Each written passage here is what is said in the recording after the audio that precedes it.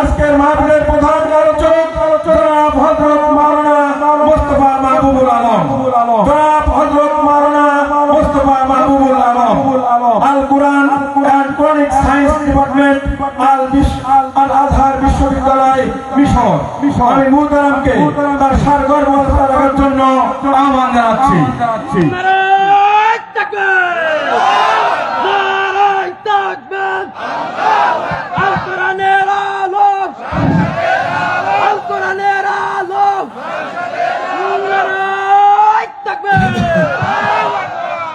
السلام عليكم ورحمة الله وبركاته. نحمده ونستعينه ونستغفره ونؤمن به ونتوكل عليه ونعوذ بالله من شرور أنفسنا ومن سيئات أعمالنا. من يهد الله فلا مضل له ومن يضلله فلا هادي له. ونشهد أن لا إله إلا الله وحده لا شريك له. ونشهد أن سيدنا ومولانا محمدا عبده ورسوله الذي أرسله بالحق بشيرا ونذيرا وداعيا إلى الله بإذنه وسراجا منيرا. فقد قال الله تعالى في كلامه المجيد والفرقان الحميد. جوان كل আমার সাথে মহব্বতে তেলাওয়াত করুন। আউযু বিল্লাহি মিনাশ শাইতানির রাজীম। বিসমিল্লাহির রাহমানির রাহিম। আম হাসিবতা আন্না আসহাবাল কাহফি والرقيم كانوا من آياتنا عجبا. إذ أوى الفتية إلى الكهف فقالوا ربنا آتنا من لدنك رحمة وهيئ لنا من أمرنا رشدا. فضربنا على آذانهم في الكهف سنين عددا. ثم بعثناهم لنعلم أي الحزبين أحصى لما لبثوا أمدا. نحن نقص عليك نبأهم بالحق إنهم فتية آمنوا بربهم وزدناهم هدى.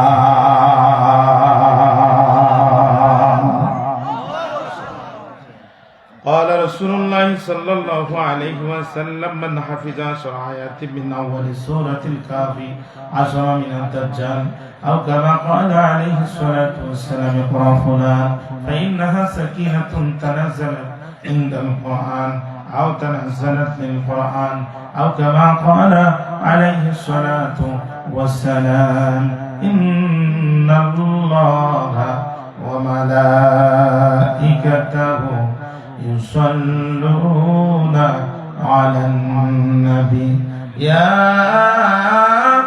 أيها الذين آمنوا صلوا عليه وسلموا تسليما. اللهم صل على محمد وعلى آل محمد كما صليت على إبراهيم وعلى آل إبراهيم إنك حميد مجيد اللهم بارك على محمد وعلى آل محمد كما باركت على إبراهيم وعلى آل إبراهيم إنك حميد مجيد الحمد لله ঐতিহ্যবাহী শুরুলিয়া বাজার মসজিদের উদ্যোগে আয়োজিত 3 দিন ব্যাপী 11তম বার্ষিক ঐতিহাসিক তাফসীরুল কোরআন মাহফিল 2025 সমাপনী দিনের মুকাররম মুহতারাম মুআজ্জাজ রেসপেক্টেড অনারেবল সম্মানিত সভাপতি বিশিষ্ট ব্যবসায়ী সমাজসেবক জনাব শ্রদ্ধাভাজন আসাদুজ্জামান আসাদ ভাই আতারাল্লাহু আমরাহু ওয়া বারাকাল্লাহু ফি হায়াতিহি ওয়া কাব্বালাল্লাহু সাইয়্যির আমালিহি আমরা চিৎকার করে বলছি আল্লাহুম্মা আমিন আজকে মাহফিলের সম্মানিত প্রধান অতিথি বাংলাদেশ জামাত ইসলামী কেন্দ্রীয় নির্বাহী পরিষদের অন্যতম সদস্য দক্ষিণ খুলনা দক্ষিণবঙ্গের ইসলামী আন্দোলনের প্রাণপুরুষ তালা কলরোয়া গণমানুষের নেতা অধ্যক্ষ জনাব ইজ্জতুল্লাহ সাহেব আল্লাহ পাক তাকে এই অঞ্চলের কোরআনের কণ্ঠস্বর হিসাবে পার্লামেন্টে কবুল করে আজকের মাহফিলের অন্যতম বিশেষ অতিথি আমার পরম শ্রদ্ধাভাজন বাংলাদেশ জামাত ইসলামী সম্মানিত জেলা সেক্রেটারি ইসলামী ছাত্র শিবিরের ঢাকা মহানগরী পূর্বের সাবেক সভাপতি কেন্দ্রীয় কার্যকারী পরিষদের সাবেক সদস্য জনাব মাওলানা আজিজুর রহমান সাহেব আল্লাহ পাক তাকে দয়া করে কবুল করুন আজকে মাহফিলের সম্মানিত বিশেষ অতিথি ডক্টর মাহমুদুল হক সাহেব মাওলানা মোহাম্মদ মফিদুল্লাহ সাহেব হাফেজ মোহাম্মদ শাহ আলম মাওলানা অধ্যাপক গাজী সুজায়েত আলী সাহেব আমার শ্রদ্ধাভাজন তসলাম জনাব হযরতুল্লাহ মাওলানা আব্দুর রশিদ সাহেব জনাব সৈয়দ আনোয়ার হোসেন সহ সম্মানিত বরেণ্য বিশেষ অতিথিবৃন্দ দূর দারাজ থেকে আসা দলির আসনে বসা আগত স্বাগত সুচিন্তিত শিক্ষিত সম্মানিত মুরব্বিয়ানে কেরাম মুসলিম মুজাহিদ খালেদ তারিক সাইফুল্লাহর উত্তরসূরি নওজোয়ান প্রিয় যুবক ভাইয়েরা সমবয়সী বন্ধুরা স্নেহের কচিকাচা অনুষ্বৃন্দ পর্দার অন্তরালে অবস্থানগতা সর্বগুণী গুণান্বিতা প্রদানিশিনী আমার মা এবং বোনেরা আলোচনার শুরুতেই অন্তরের গহীন কন্দর থেকে আপনাদের উদ্দেশ্যে জ্ঞাপন করছি আন্তরিক মোবারক ইসলামী রীতিনীতি অনুযায়ী আসসালামু আলাইকুম ওয়া রাহমাতুল্লাহি ওয়া বারাকাতুহু শুরুলিয়ার এই মাহফিল আমার কাছে আজকে স্বপ্নের মতো কমিটি আমাকে পর্যন্ত 5 বার দেওয়া হয়েছে একবারও বস করতে পারে প্রথমবার যখন স্টেজে উঠবো আমারে যে কমিটি বলছে হুজুর কি করবে আমি কি কেন স্টেজে উঠবো ওই দ্বিতীয় বক্তা দৌড় মেরেছে ওই পাশ তাই বললাম আমি কি করবো আপনি এই পাশে দৌড় দ্বিতীয়বার উঠলাম সূরা ইউসুফ তেলাওয়াত করলাম কমিটি কানে কানে হুজুর 2 মিনিটের ভিতরে মুনাজাত করলাম তৃতীয়বার আর একবার উঠতেই পারলাম চতুর্থবার সূরা লাহাব তেলাওয়াত করলাম আমার সূরা লাহাব তেলাওয়াত শেষ ওসি সাহেবের গাড়িও প্যান্ডেল লাগানো শেষ তাই না এরপরে এই বছর আল্লাহ তাআলা আমাদেরকে কবুল করেছেন আর স্টেজে যাদের নাম দেখলাম এই নামগুলো তো আমাদের কাছে স্বপ্নের মতো এই মানুষগুলো এই মাহফিলের পাশে কোথাও ঘুরতে এসেছে এই খবরও যদি পুলিশ শুনতো 10 গাড়ি র্যাবের গাড়ি তো হাদিয়াতান চলে আসে ঠিক না এই পরিবেশ দান করে দিয়েছেন কে আল্লাহ জোরে বলেন আল্লাহ এই শুকরিয়ার কি কোনো শেষ আছে নিশ্চিত পরাধীনতার হাত থেকে আজকে আল্লাহ তাআলা আমাদেরকে একটি স্বাধীনতা দিয়েছেন আল্লাহ পাক এই স্বাধীনতা যেন কোরআনের জন্য কবুল করেন আজকে মাহফিলের সম্মানিত আয়োজক বিন্দু বিশেষ করে আমার জাহাঙ্গীর ভাই সহ এই কমিটির যারা ক্লান্ত পরিশ্রম করে তীব্র প্রতিকূল অবস্থার ভিতর দিয়েও এই মাহফিলটি চালিয়েছেন আল্লাহ যেন আমাদের এই প্রিয় ভাইকে কাল কিয়ামতের ময়দানে এই ভাইগুলোকে আরশে মহল্লার নিচে ছায়া দান করেন ভাইরা আমার আমি একবারের শেষ দিন আপনারা বিগত 2টি রাত জেগে আলোচনা শুনেছেন শেষের দিন আমি একবারে ভূমিকা ছাড়াই সরাসরি কথা শুরু করতে চাই 5 বছরের কাফারা আজকে আদায় করতে হবে। এর জন্য একদম ভূমিকায় সময় নেই। আল্লাহ তাআলা আজকে মাহফিলকে কবুল করুক, জোরে বলেন আমিন। তেলাওয়াত করেছি কোরআনুল কারীমের 18 নম্বর সূরা 15 নম্বর পারা সূরাতুল কাহফের 9 থেকে 13 নম্বর আয়াতে কারিমা। তেলাওয়াতকৃত আয়াতে কারিমা অন্তর্নিহিত বক্তব্যকে সামনে রেখে আমি কথা শুরু করার নিয়ত করছি।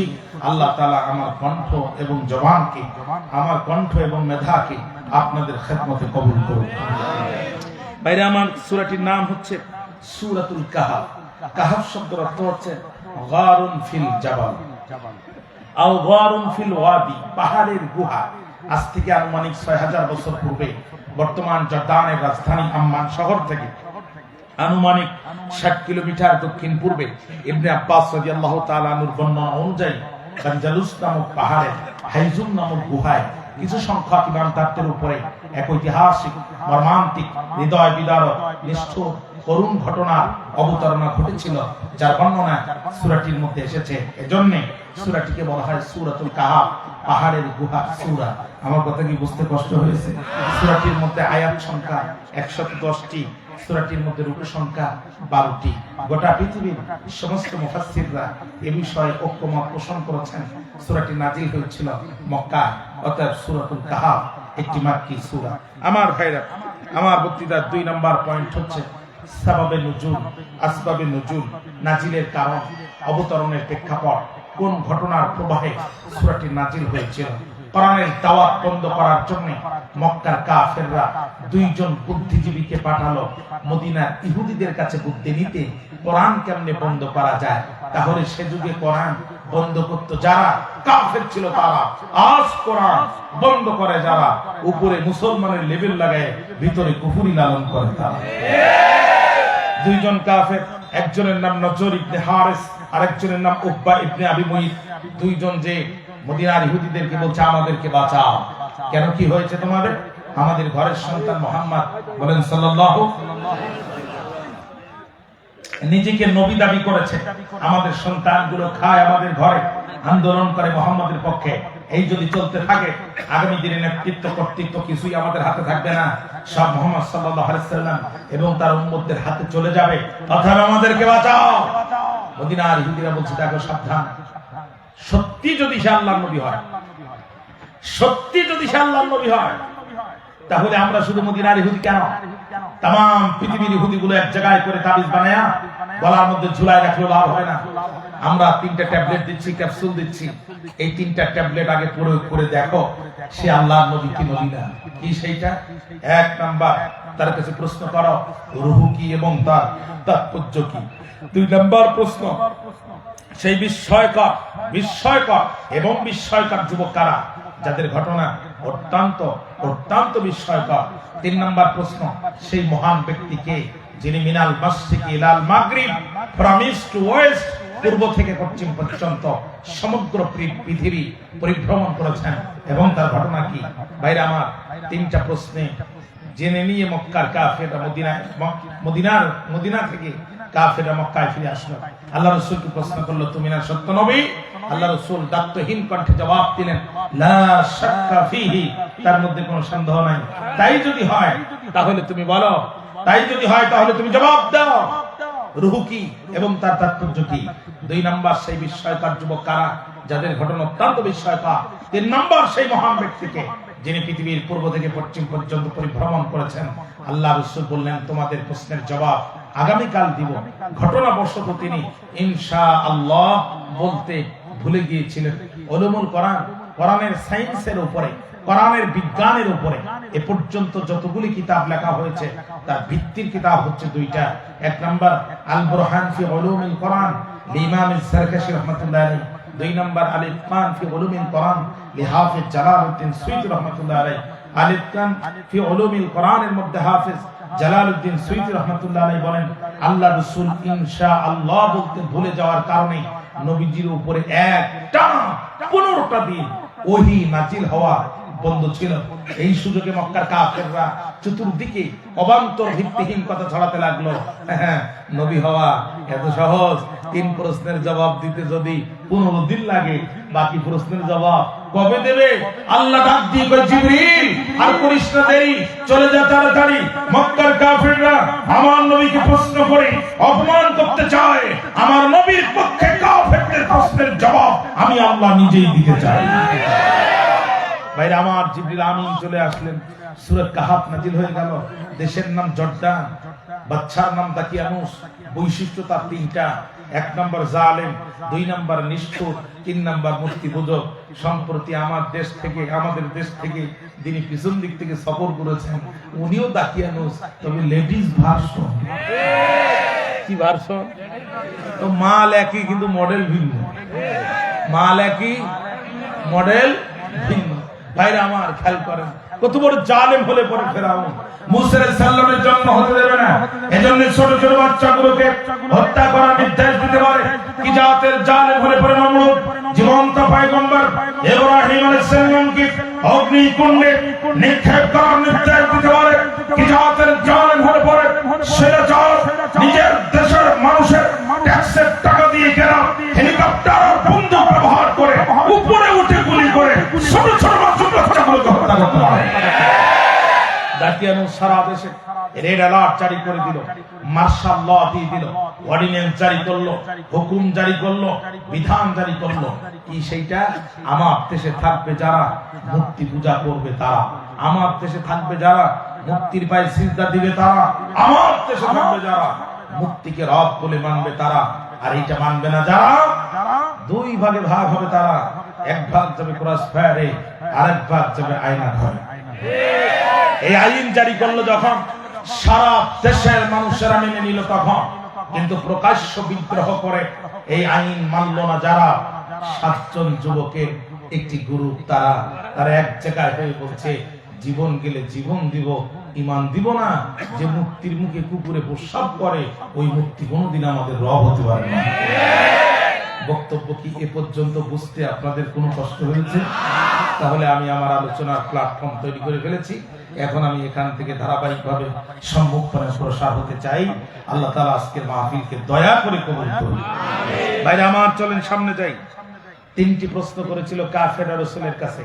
আজকে আমাদের আলোচনার বিষয় হচ্ছে 2 নম্বর প্রশ্ন, সেই বিস্ময়কর যুবক কারা? আল্লাহ রাব্বুল আলামিন তাদের পরিচয় তুলে ধরছেন।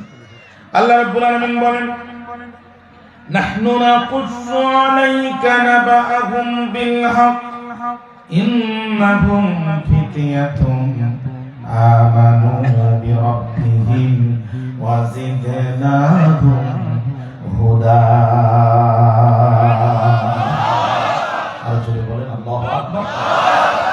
নবী, নাহনু নাকুসু আলাইকা নাবাআহুম বিল হক, আমি এখন আপনাকে সত্য ঘটনা, সঠিক তথ্য সহকারে নিজেই বর্ণনা করে শোনাচ্ছি। ইন্নাহুম ফিতিয়াতুন, নিশ্চয়ই তারা ছিল যুবকগণ। ফিতিয়াত শব্দটা ফাতা শব্দের বহুবচন। ফাতা শব্দের অর্থ হচ্ছে যুবক, ফিতিয়াত শব্দের অর্থ হচ্ছে যুবকগণ। তাফসীরে এসেছে 3টি বিষয়ে উপযুক্ত কালকে যৌবন কাল বলে। কয়টি বিষয়? 1 নাম্বার সিদ্ধান্ত গ্রহণ, 2 নাম্বার কার্য সম্পাদন, 3 নাম্বার চরিত্র গঠন। যে চাচার যৌবনে চরিত্র ভালো হয় না, বুড়ো বয়স ওই চাচার চোখের চাউনি ভালো হয়। যিনি যৌবনে ঠিক মতো নামাজ জামাতে পড়ে না, বুড়া বয়সে যতই হেদায়েত নামাজের রাকাত ঠিক মতো পায় না। এক মুরব্বী যৌবনে নামাজ পড়ে নাই, মুরব্বী বয়সে যে হেদায়েত হয়েছে কিন্তু ফজরের নামাজ একদিনও জামাত পড়ে। চাচা আজকে চিন্তা করলো সবার আগে উঠবো, যেভাবে হোক নামাজ জামাতে পড়বো। কিন্তু ঘটনাক্রমে চাচি আমার ছায়ার চাচার বান্ধবী ছিল এক জায়গায়। বুড়া মানুষ চোখে দেখে না, নিজেরটা না নিয়ে চাচি আমারটা গাড়ি নিয়ে মসজিদে আসে। মুয়াজ্জিন ইকামত দিচ্ছে যখন, চাচা খুব খুশি তখন, যে আজ যেভাবে ধরতে পারবো। টিউবওয়েল চাপ দিয়ে উঁচু করে বেচারা চাচি আমার পোশাকটা মাথার ভিতরে ঢুকায়, হাত একবার ডাইন পাশে দেয়, আরেকবার বাম পাশে দেয়, কিন্তু হাত ফিরে হয় না। প্রথম রাকাত শেষ, দ্বিতীয় রাকাত শেষ, বৈঠক শেষ, সালাম ফিরানো শেষ হয়ে গেল, তাসবিহ তাহলিল সবকিছু যখন শেষ হয়ে গেছে, যুবক একটা বেরিয়ে দেখে চাচার মাথার ভিতরে বস্তা, আর চাচা যেন কষাকষি করে। যুবক ডাক দিয়ে কয়, চাচা এমন করেন কেন? দেখো বাবা, তোমার আগে আসছি মসজিদে, কিন্তু আজ কেন জানি পাঞ্জাবির হাত ফিরে পাচ্ছি না। তখন যুবক তাকে বলছে, ও চাচা এটা তো চাচি আম্মারটা, এই জন্য হাত তুলে বলা হচ্ছে না। ইসলামের পথে আসতে হবে যৌবন বয়সে, কথা বলেন না কেন? যৌবনে আসতে হবে, তা না হলে বুড়া বয়সে এসে ইবাদতের হাত তুলে পাবেন না। আল্লাহ কয় নবী ইন্নাহুম ফিতয়াতুন, নিশ্চয়ই তারা যুবকগণ, তারা কি করেছিল? আমানু বিরাব্বিহিম, তারা তাদের রবের প্রতি ঈমান এনেছিল। আর আমি আল্লাহ তাআলা কি করেছিলাম? ওয়াজিদনাহুম হুদা, আমি ওদের জন্য হেদায়েতের রাস্তাকে বৃদ্ধি করে দিয়েছিলাম। যুবকেরা এক জায়গায় হলো, বলো বন্ধু শোনো, রাস্তা দিয়ে কুকুর যখন যায় আর মূর্তি যখন দেখে, কুকুর কোন জায়গায় প্রস্রাব না করে পাটা উঁচু করে মূর্তির মুখে স্প্রে করে, করে না? যেই মূর্তির মুখে কুকুরে প্রস্রাব করে, এই মূর্তি কোনোদিন আমাদের রব হতে পারে না, কারণ আমরা তো মূর্তি পার্টি নই, আমরা হলাম তৌহিদ পার্টি। কথা বলেন না কেন? মুক্তি ভাঙার জন্য আমরা জন্ম নেইনি, আমরা জন্ম মুক্তি করার জন্য আমরা জন্ম নেইনি, আমাদের জন্ম হয়েছে মুক্তি ভাঙার জন্য, ঠিক না? টাকার মধ্যে মুক্তি, পয়সার মধ্যে মুক্তি, 3 রাস্তার মধ্যে মুক্তি, 4 রাস্তার মধ্যে মুক্তি, স্কুলের সামনে মুক্তি, কলেজের সামনে মুক্তি, বিশ্ববিদ্যালয়ের সামনে মুক্তি, সব জায়গায় মুক্তি নির্মাণ করে যাও। ফেরাউনের নমরুদের পিতাটা দুশমন, এই ইসলামের চূড়ান্ত দুশমন, তাওহীদের শত্রু ছাড়া আর কিছু হতে পারে না।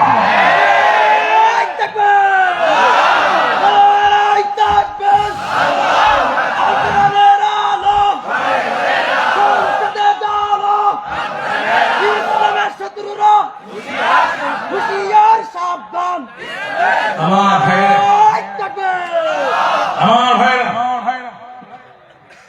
সব জায়গায় মুক্তি নির্মাণ করে যারা ইসলামের চূড়ান্ত দুশমন তারা। 7 বন্ধু এক জায়গায় হয়ে বলছে, দোস্ত শোনো, কথা কিন্তু একটাই, জীবন দেব, ঈমান দেব না, কারণ জীবন গেলে জীবন পাবো, ঈমান গেলে ঈমান পাবো না। বলতে পারেন হুজুর, জীবন গেলে কেমনে জীবন পাবো? মিনহা খালাকনাকুম ওয়া ফিহা নুঈদুকুম ওয়া মিনহা নুখরিজুকুম তারাতান উখরা। মৃত্যুর পরে কিয়ামত দিবসে আল্লাহ যে আমাদেরকে পুনরুজ্জীবিত করবেন, এ ব্যাপারে কি আমাদের কোনো সন্দেহ আছে? কিন্তু আপনি কিয়ামতের দিন জাগ্রত হওয়ার পরে কি নতুন করে ঈমান আনার আর কোনো সুযোগ আছে? অতএব জীবন গেলে জীবন পাবো, কিন্তু ঈমান পাবো না। বোঝা গেল জীবনের মূল্য বেশি নয়, ঈমানের মূল্য বেশি। জীবন বাঁচানো ফরজ নয়, ঈমান বাঁচানোর জন্য জীবন কুরবানি করা ফরজ।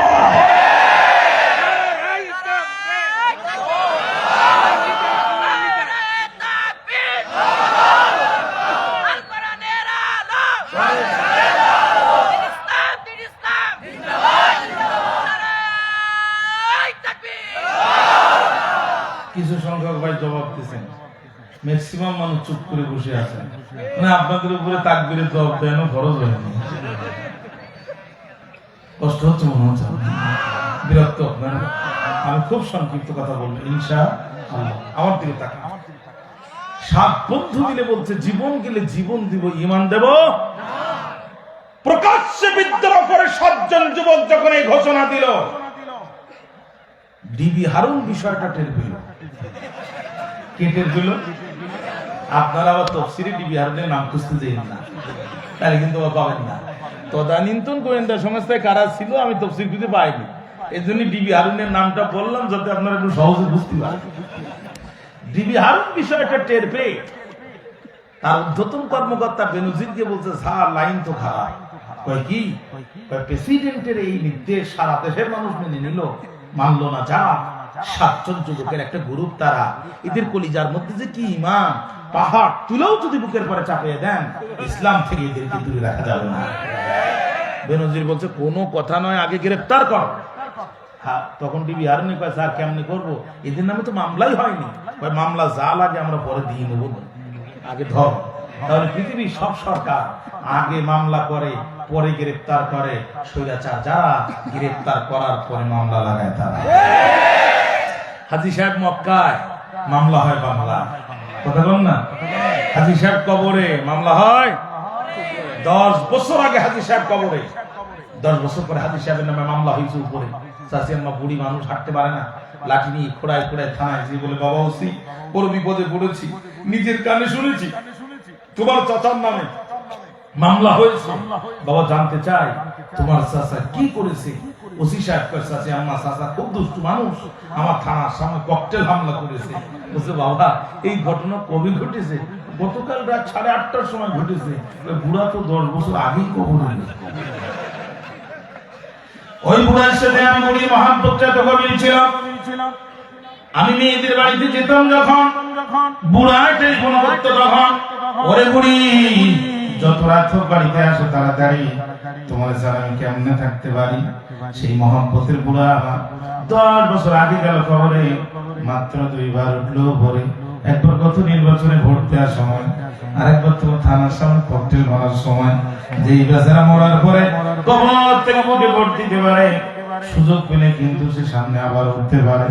অর্থাৎ তুমি আমার মোবাইল নাম্বারটা নাও, আমার চেয়ারম্যানের নাম্বারটা নাও। বুড়া যদি এবার কোনোদিন কবর থেকে উঠে, তোমার রিমান্ডে নেওয়া লাগবে না, তুমি শুধু একটু ধরে আমার কাছে জমা দিবা।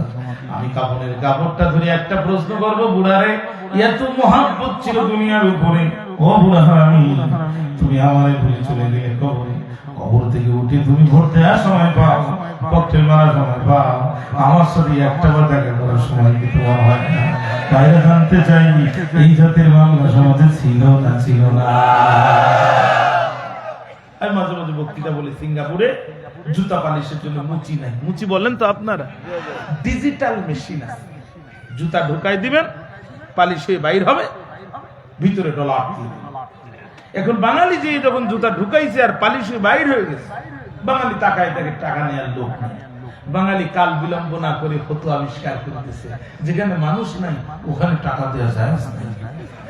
এখন বাঙালি শুধু জুতা ঢুকায়, জুতা পালিশ হয়ে বাইর হয়, পাই দিয়ে হেঁটে যায়। এই কোম্পানিগুলোর মালিক যারা, মাস শেষে বক্সগুলো ওপেন করে দেখলো, তারা জুতা পালিশ হলো 30,000 জোড়া, মাগা ভিতরে মাল নেয়। এই কাম করলো কারা? তখন তারা ধরার জন্য নিয়ে করলো সিসি ক্যামেরা। এই সিসি ক্যামেরায় পড়লো ধরা, বীর বাঙালি যারা এই মহান কাম করেছে তারা। ওরা পড়ে গেল বড় বেকায়দায়। এই চালাক বাঙালি যতদিন এই দেশে আছে, ডিজিটাল পদ্ধতিতে জুতা পালিশের ব্যবসা সম্ভব নয়। আবার এত পরিমাণ বাঙালি যদি দেশে ফেরত পাঠায়, আমার দেশের কলকারখানা চলবার নয়। এখন কি করা যায়? তখন তারা খুব বুদ্ধি করে সফটওয়্যার ইঞ্জিনিয়ারদেরকে ডাক দিয়ে বলছে, বাবা বেতন তো নিবা, একটু উপকার কি করবা? কই কি? কই এমন একটা সফটওয়্যার বানাও যাতে বাঙালিও থাকে, জুতা পালিশের ব্যবসাও চলে। সফটওয়্যার ইঞ্জিনিয়ার ছিল যারা, অত্যন্ত পরিশ্রম করে নতুন সফটওয়্যার তৈরি করলো তারা। আর সেটি হলো জুতা একটা ঢুকায় দিবেন, পালিশ হয়ে বাইর হবে, আর একটা ঢুকায় দিবেন, পালিশ হবে, তবে বাইর হবে না ততক্ষণ, ভিতরে ডলার দেবেন না ততক্ষণ। বাঙালি কয় এই বুদ্ধি করে কি আর আমাদেরকে আটকানো যায়? আমরা তো রডের বদলে ভাত ঢুকাই খাই, কিন্তু সহজ না। বাঙালি তখন এক মেশিনে জুতা একটা দেয়, পালিশে যখন বাইর হয়, বুদ্ধি করে দ্বিতীয় জুতার ওই মেশিনে দেয় না, ও আরেকটু সামনে যে মেশিন আর একটা পায়, এখান থেকে একটা, ওখান থেকে একটা, 2 মেশিন থেকে 2 জুতা পায়ে পরে সুবহানাল্লাহ বলতে বলতে হেঁটে যায়। বলছিলাম না ভাই, এমন একটা জাতি, এদের কাছে অসম্ভব বলে কোনো জিনিস নাই। এরা 1981 সালে জন্মগ্রহণ করার পর 1971 সালের মামলার প্রধান সাক্ষী হয়, ঠিক না ভাই? আমার 7 জন যুবক গ্রেফতার হয়ে গেল, হাতে পায়ের মধ্যে ডান্ডা বেড়ি, হাতের মধ্যে হ্যান্ডকাপ পরায়া। সকালবেলা তাকিয়ানুসের আদালতে এই যুবকদেরকে তোলা হলো। রাজ সিংহাসনে তাকিয়ানুস বসে আছে, প্রচন্ড ক্ষিপ্ত সে, রাগে মাথার চুলগুলো তার খাড়া খাড়া হয়ে গেছে, চোখগুলো বড় বড় রক্তিম বর্ণ ধারণ করছে। খুব ভারী মেজাজ নিয়ে তাকিয়ানুস যুবকদের দিকে অগ্নিশর্মা হয়ে তাকে বলছে, যুবকেরা দাঁড়াও। সারা দেশের মানুষ মেনে নিল, প্রকাশ্যে বিদ্রোহ করার দুঃসাহস তোমরা কোথায় পেলে? দাঁড়ায় জবাব দাও। আল্লাহ কয়, নবী ওরাবাতনা আলা কুলুবিহিম, যুবকেরা যখন দাঁড়িয়েছে আমি আল্লাহ ওদের ঈমান, অন্তরকে ঈমানের উপরে আরো শক্ত করে দিয়েছি। ওদের অন্তরকে ঈমানের উপরে আরো সুদৃঢ় করে দিলাম, আরো শক্ত করে দিলাম। ঈদ যখন কামু, তারা দাঁড়ালো, ফাকালু, অতঃপর তারা বলল, রব্বুনা রব্বুস সামাওয়াতি ওয়াল আরদ, রে দাকিয়ানুস আমাদের রব তো তিনি, আসমানের রব যিনি, আমাদের রব তো তিনি, আমাদের রব তো তিনি,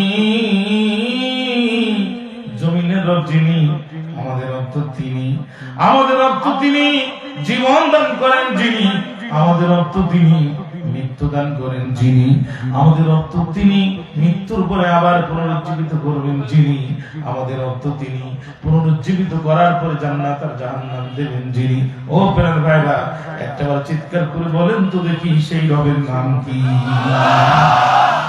আর যুবকরা বলল লান নাদউয়া মিন দুনিহি ইলাহান লাকাদ কুলনা ইযান শাতাতা। রে দাকিয়ানো, ওই রবকে ছাড়া অন্য কোন ভেজাল সত্তাকে ইলাহা বানায়া বর্তমানও ডাকি না, ভবিষ্যতেও ডাকবো না। ঈমান কাকে বলে? ঈমান কাকে বলে? লান নাদউয়া ফেলে মুদারে মানসুব বিলাম। মুদারে দুইটা জিনিসের অর্থ দেয়, বর্তমান এবং ভবিষ্যৎ, প্রেজেন্ট এন্ড ফিউচার।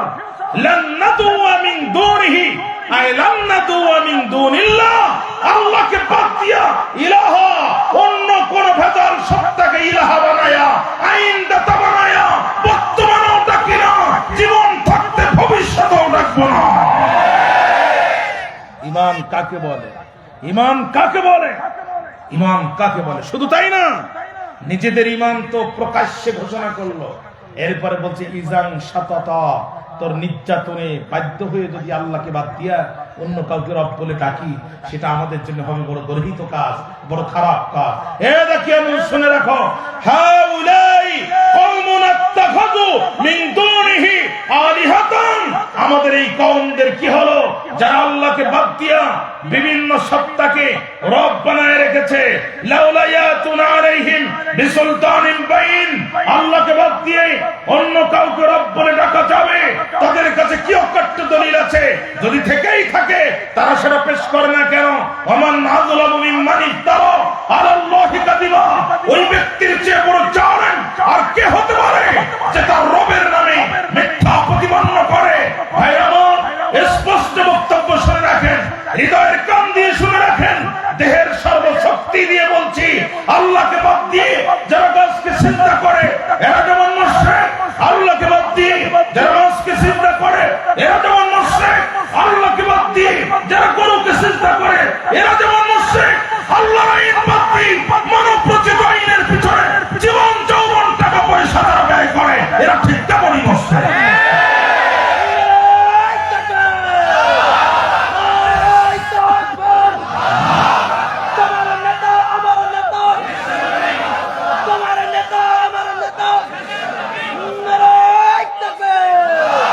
আমার ভাইরা,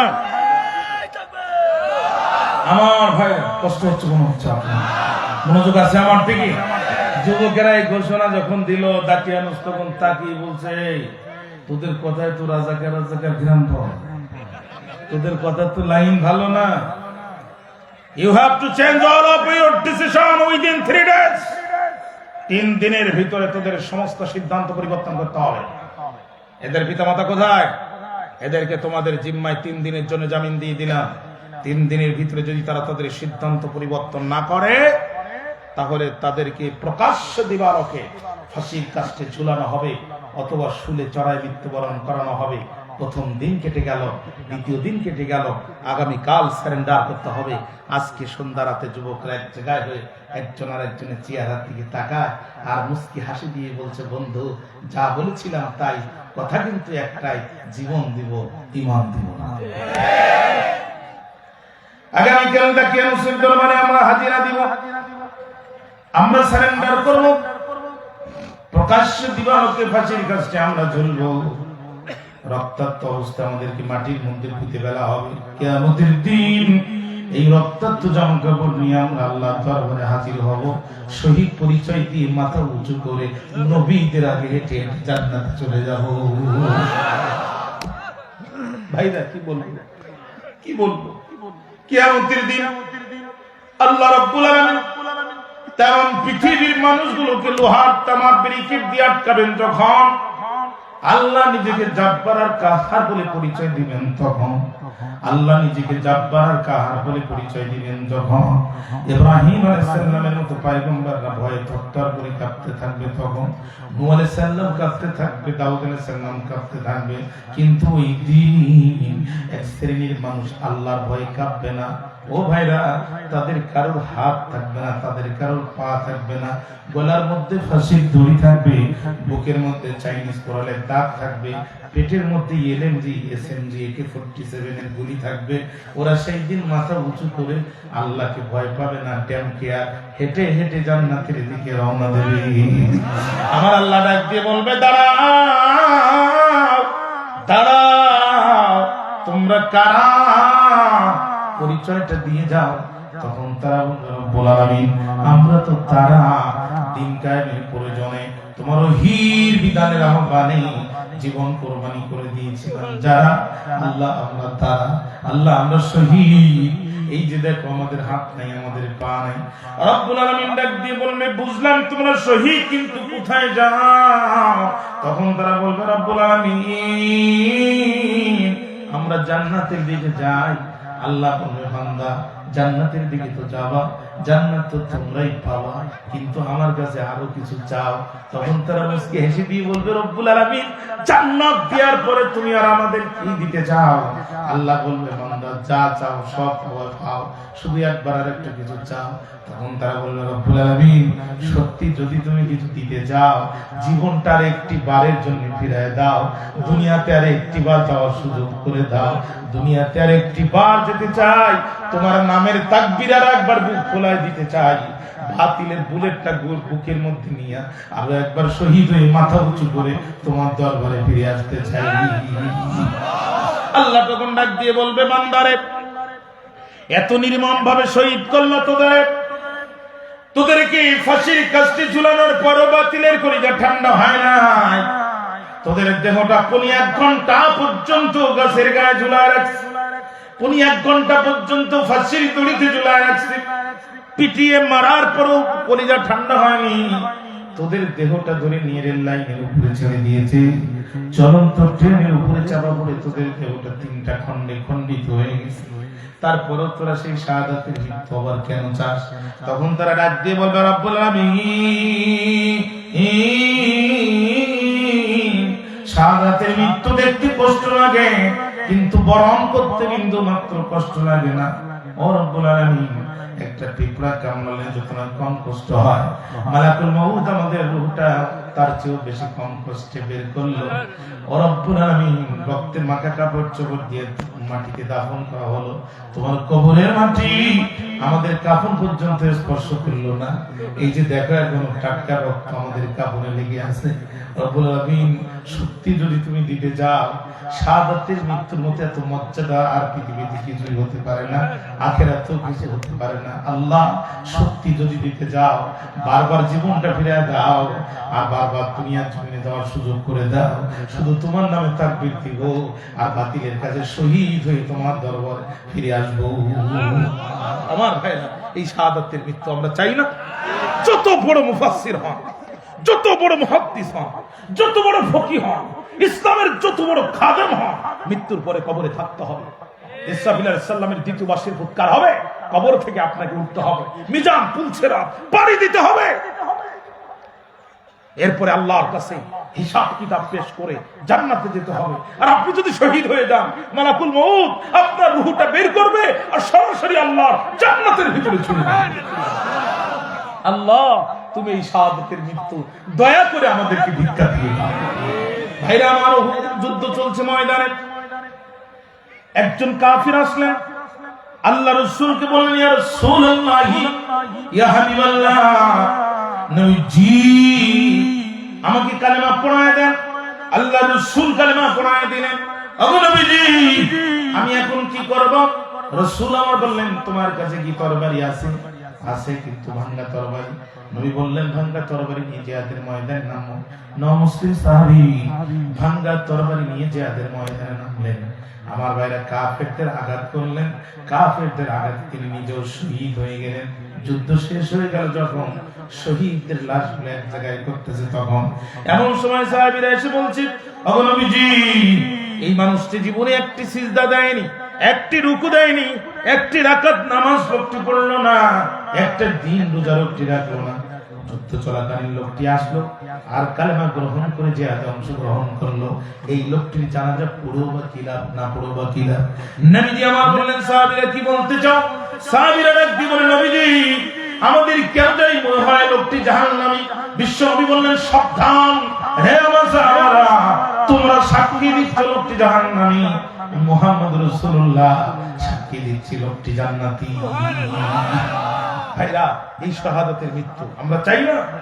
উহুদের যুদ্ধ শেষ হয়ে গেল, একজন মহিলা রাসূলকে ইশারা করলেন, আল্লাহ রাসূল পাশে গেলেন, পর্দার ভিতর থেকে মহিলাটি বলতেছে নবীজি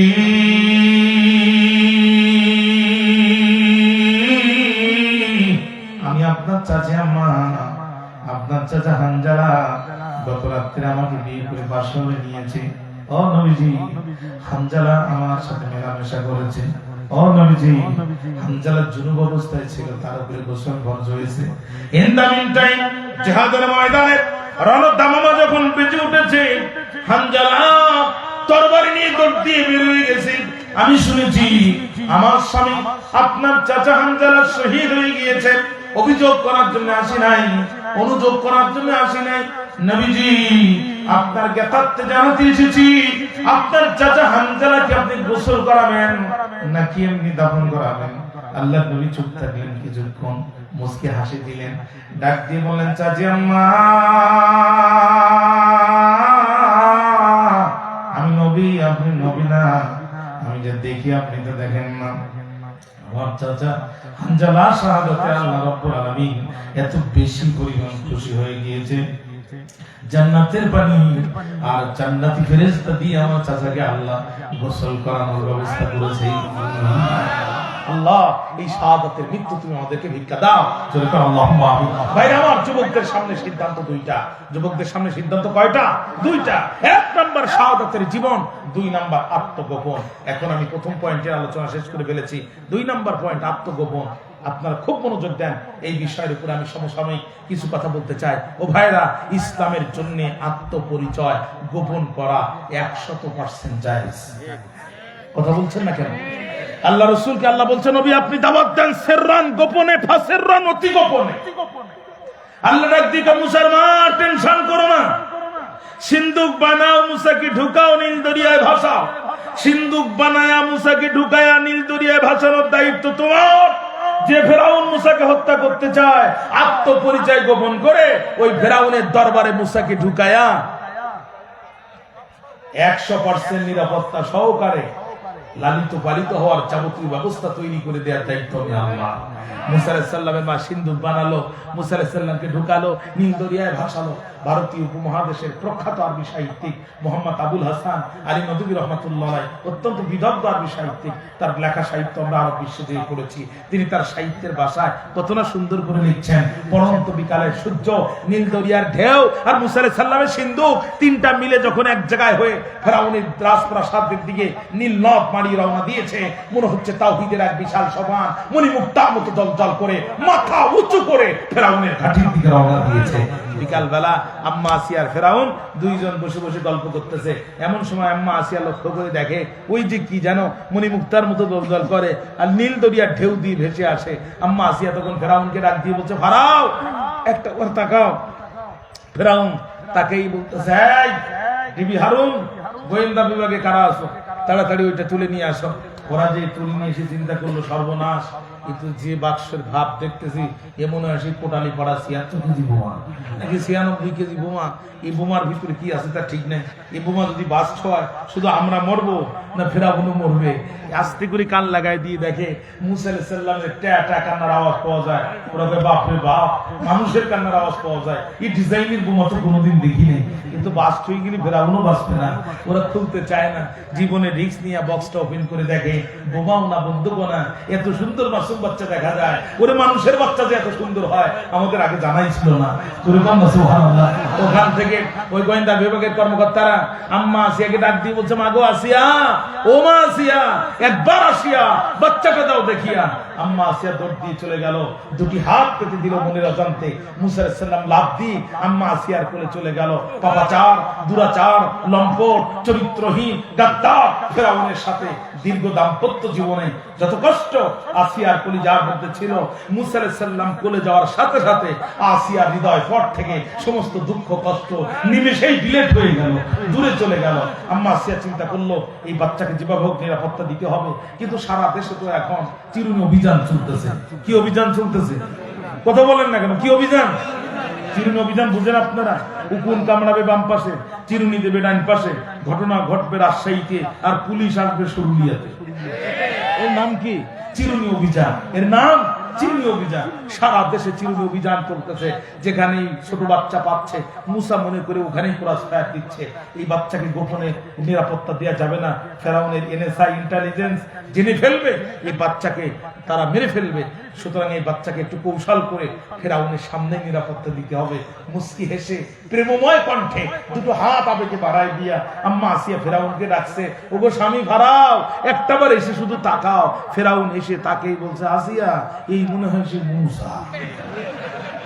চোরের মন, আহা কথা বলেন, চোরের মন। আম্মা আসিয়া কয়, কেমনে বুঝলে মুসা? ওর গায়ে কি লেখা আছে? ওই কারুর বাড়ি গেল না, ও আমার বাড়ি কেন আসে? এটাই বোঝা গেছে মুসা। আম্মা আসিয়া কয়, এনাফি জানাব। আচ্ছা তুমি না খোদা? তো খোদাই যদি হও, ছোট বাচ্চা দেখি তুমি কেন ভয় পাও? তুমি খোদা না গাধা, সত্য কথা বলো তো দেখি। আর এই ছোট বাচ্চা দেখলে যে তোমার মুসা মনে হয় আর ভয় লাগে, এই কথার খবরদার মানুষের সাথে বললো না। বাণিজ্য তো তোমার থাকলো না, আর আমার তো নাই। শোনো, এনাফি জানাব, যথেষ্ট করেছো। বাপ হতে পারোনি, লজ্জা লাগে না? আমি মা হতে পারিনি, আমার আফসোস লাগে না? এই বাচ্চা এসেছে, লালন পালন করব।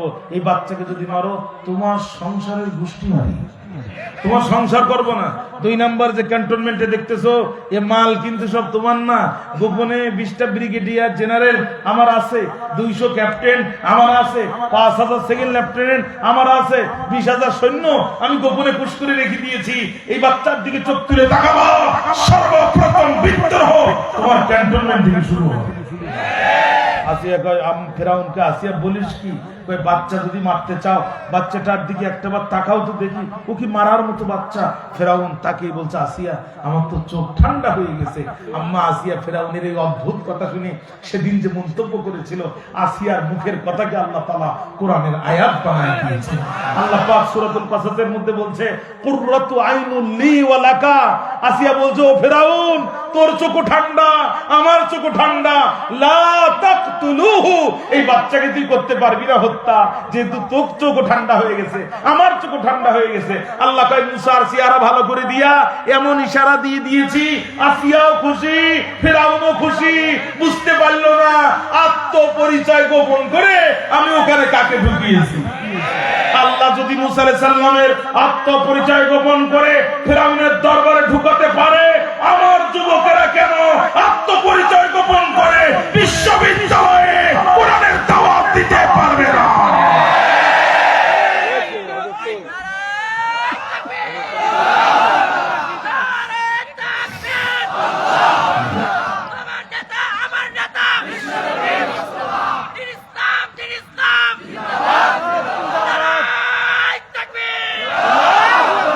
আসেন আমরা দোয়া করি। না, আপনাদের লাইন তো ভালো না। এই তকবীরে মনে হচ্ছে যে হুজুর দোয়া করেন, অজনজিয়া যা হয়েছে হয়েছে, এখন একটা করে বালিশ হলে সুবিধা হয়। বিশ্বজিতের কথা আপনারা ভুলে গেছেন, বিশ্বজিতের কথা ভুলে গেছেন। হিন্দু ছেলে, ক্লিন শেভ করতে পারেনি, কর্মচারী মানুষ, ছোট ছোট দাড়ি উঠছে মুখে। ঢাকা বিশ্ববিদ্যালয়ের সামনে চাপাতি দিয়ে যখন কোপাচ্ছে, তখন বলতে, ভাই কোপাস কেন? কয়, তুই অমুক দলের লোক। কয়, ধুর, আমি মুসলমানই না। বিশ্বাস না, আমার প্যান খুলে দেয়। বিশ্বাস না, আমার প্যান খুলে দেয়। তো যারা কোপাচ্ছে তারা বলছে, তোর প্যান খোলার সময় নেই, তোর মুখে যখন দাড়ি, তুই অমুক দলের লোক। যেই যুগে মুখে দাড়ি থাকলে হিন্দু ছেলে পর্যন্ত চাপাতির হাত থেকে রক্ষা পায় না, ওই যুগে আমার যুবক যদি ইসলামের সাথে আত্মপরিচয় গোপন করে কোরআনের দাওয়াত দেয়, আপনার এত চুলকায় কেন?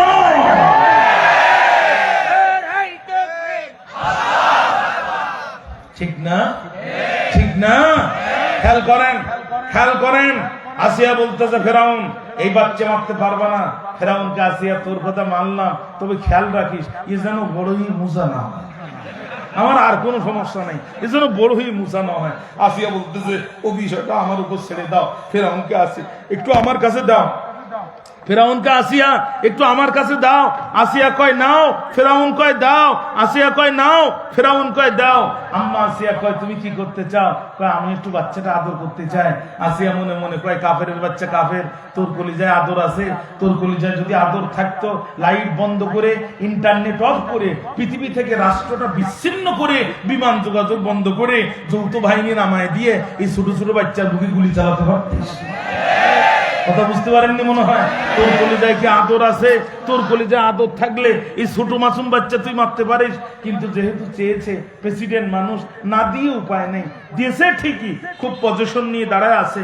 বাচ্চা যদি মারতে চাস তুই তাকানোর আগে আমি তোর গলা টুটেছে বিদাও দিয়েছে ঠিকই। আম্মা আসিয়া কয় নাও। ফেরাউন কয় দাও। ফেরাউন মুসা আলাইহিস সালামের মুখে যখন আদর দেবে বলছে কোথায় তোমার বাড়ি, কোথায় তোমার ঘর? ওরে কোন মা তোমার ভাষায় দিল নীল দরিয়ার পর। এই বলে যখন ঠোঁট রাখতে চাবে, তেল আর পানি একসাথে যেমন মিশে না, পাহাড় আকাশ আর জমিন একসাথে যেমন হয় না, সমুদ্রের নোনা পানি আর মিঠা পানি একই সাথে থাকার পরেও একসাথে যেমন মিশে না, বাতিল কোনদিন হকের মুখে মুখ রাখতে পারে না।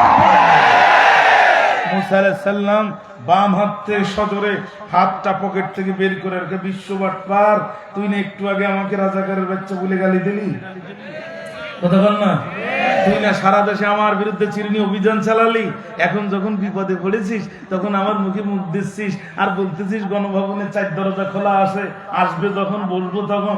বিশ্ববাট পার দিছে 100 চটটা লাগার কথা ছিল কান চোয়ালে, মাথাটা ঘোরানোর কারণে চটটা ডাইরেক্ট লাগলো নাকের উপরে। বেকায়দা কোনো জিনিস যদি লাগে এটা কিন্তু আর কোনো কায়দা হয় না। এক চড় মুসা আলাইহিস সালামের, এক চড় বেঁকে গেছে ফেরাউনের নাকের হাড়। ফেরাউন চিৎকার করে আসিয়া এতদিন খুঁজেছি দারে, ওরে সে এখন বাস করে আমার ঘরে। আম্মা আসিয়া কয় তুমি কারে খুঁজছো আর কে বাস করে? কই এই সেই মুসা, এই সেই। কেমনে বুঝলে? ওই শর্ত আর তুই ধরিস শর্ত আর ওর খেয়েছে যে, বুঝেছে সে। ধরে মোল্লা ধরে না, ধরলে মোল্লা ছাড়ে না, সবাই ধরে বারবার, মোল্লায় ধরে একবার, এ মোল্লা তারে ধরেছে, ওরে সীমান্ত বার করেই ছেড়েছে। শর্ত আর তুই খাইস নাই। If you don't believe please look at my nose. বিশ্বাস যদি না করিস আমার নাকের দিকে তাকা। ঘরের বউ হিসাবে সত্যি কথা বলতো দেখি, গতকালও কি আমার নাক এরকম বাঁকা ছিল? আম্মা আসিয়া কয় কেমনে বাঁকা হলো? কয় এই ছেলে থাবা দিছে, আমার নাকের হাঁটু বেরিয়ে গেছে। আম্মা আসিয়া কয় খবরদার, এ কথা যেন আর কেউ শোনে না, এ কথা যেন আর কেউ শোনে না। ফেরাউন বলছে আসিয়া তোরে বুঝাতে পারলাম না, মুসাতে হবে আমি ফেরাউনের চেয়ে কে ভালো থাকে চিনবে। এ বাচ্চাটা স্বাভাবিক, কিন্তু এর থাবার ওজন অস্বাভাবিক। যে কাটা ধার হয় তার গোড়া দেখলে বোঝা যায়, যে বিড়াল শিকারী হয় তার গোপ দেখলে আন্দাজ করা যায়। এই ছোট্ট বাচ্চার থাবাই প্রমাণ করে দিচ্ছে মুসা আত্মপরিচয় গোপন করে আমার রাষ্ট্রের সাথে থাকবে, এখানে সুযোগ সুবিধা নিয়ে বড় হবে, গোপনে দাওয়াতি কাজ করবে। হঠাৎ করে একদিন রাজপথ দখল করে বলবে ইনিল হুকমু ইল্লা লিল্লাহ আলা লাহুল খালকু ওয়াল আমর, জমিন যার আইন চলবে তার।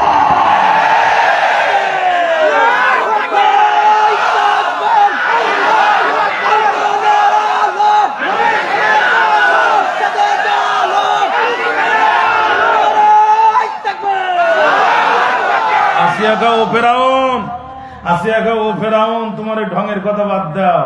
বাচ্চার গায়ে যদি হাত দাও সিদ্ধান্ত দুইটা, তোমার সংসারের গোষ্ঠী মারি আর সেনাবাহিনী মারা হয়। ফেরাউন তখনকে আসিয়া তোর কথাই মানলাম, ঠিক আছে তুই নজর রাখবি যেন মুসা না হয়। বলছে ঠিক আছে। ফেরাউনকে এখন আমাকে কি করতে হবে? ওই চিটাগাং বাড়ি, খাড়া খাড়া চুল, তোমার এই বদমাইশ তন্ত্রমন্ত্রী হাসান মাহমুদের কাছে টেলিফোন করা। তদানীন্তন তথ্যমন্ত্রীর নাম তারা আমি জানি না, তথ্যমন্ত্রী এই জন্য এইটারে দিয়ে বললাম আর কি, ও ফেরাউনের কাছাকাছি। এইতে বলছে এরা দিয়ে টেলিফোন করো, প্রিন্ট এবং ইলেকট্রনিক মিডিয়ায় বলে দাও যে তোমার এই বাচ্চা দুধ খাবে, দুধ মাথা লাগবে। তদানীন্তন প্রিন্ট এবং ইলেকট্রনিক মিডিয়ায় খবর হয়ে গেল, দুধ মাথা সব লাইন দিল, কিন্তু মুসা আলাইহিস সালাম কারুর কোলে গেল না। লাইনের শেষে দাঁড়িয়ে ছিলেন যিনি, মুসা আলাইহিস সালামের বোন ছিলেন তিনি। বলছে অফিসাররা আমার কাছে একটি ধাত্রীর সন্ধান আছে, আমি নিশ্চিত এই বাচ্চা যাবে তার কাছে, আমি যদি তোমাদের অনুমতি পাই সাথে করে নিয়ে আসতে চাই।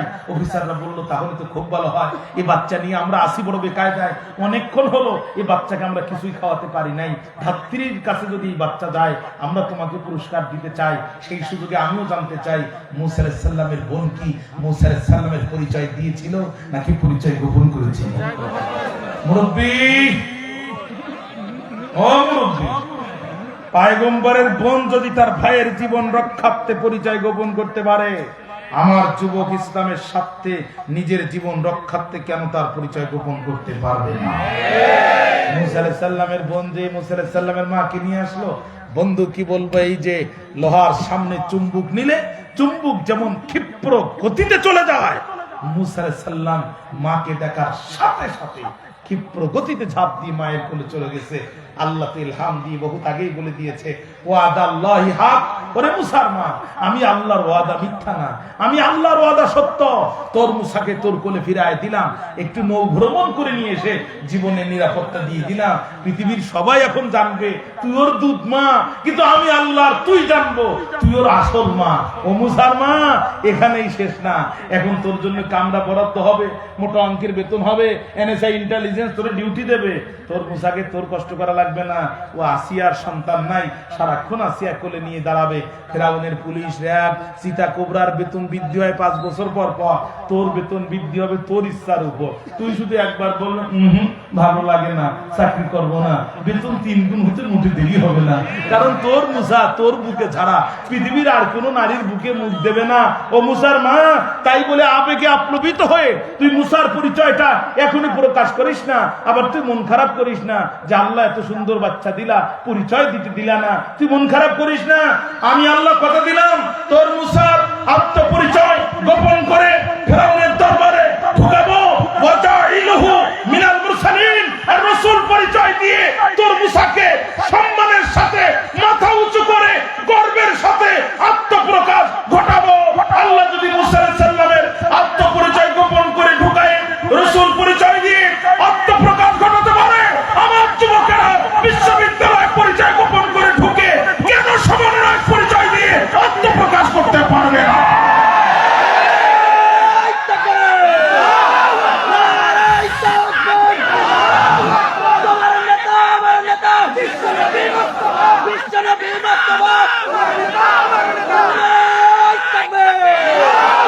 ইসলামের জন্য আত্মপরিচয় মাঝে মাঝে গোপন করা জায়েজ না হারাম? জায়েজ না হারাম?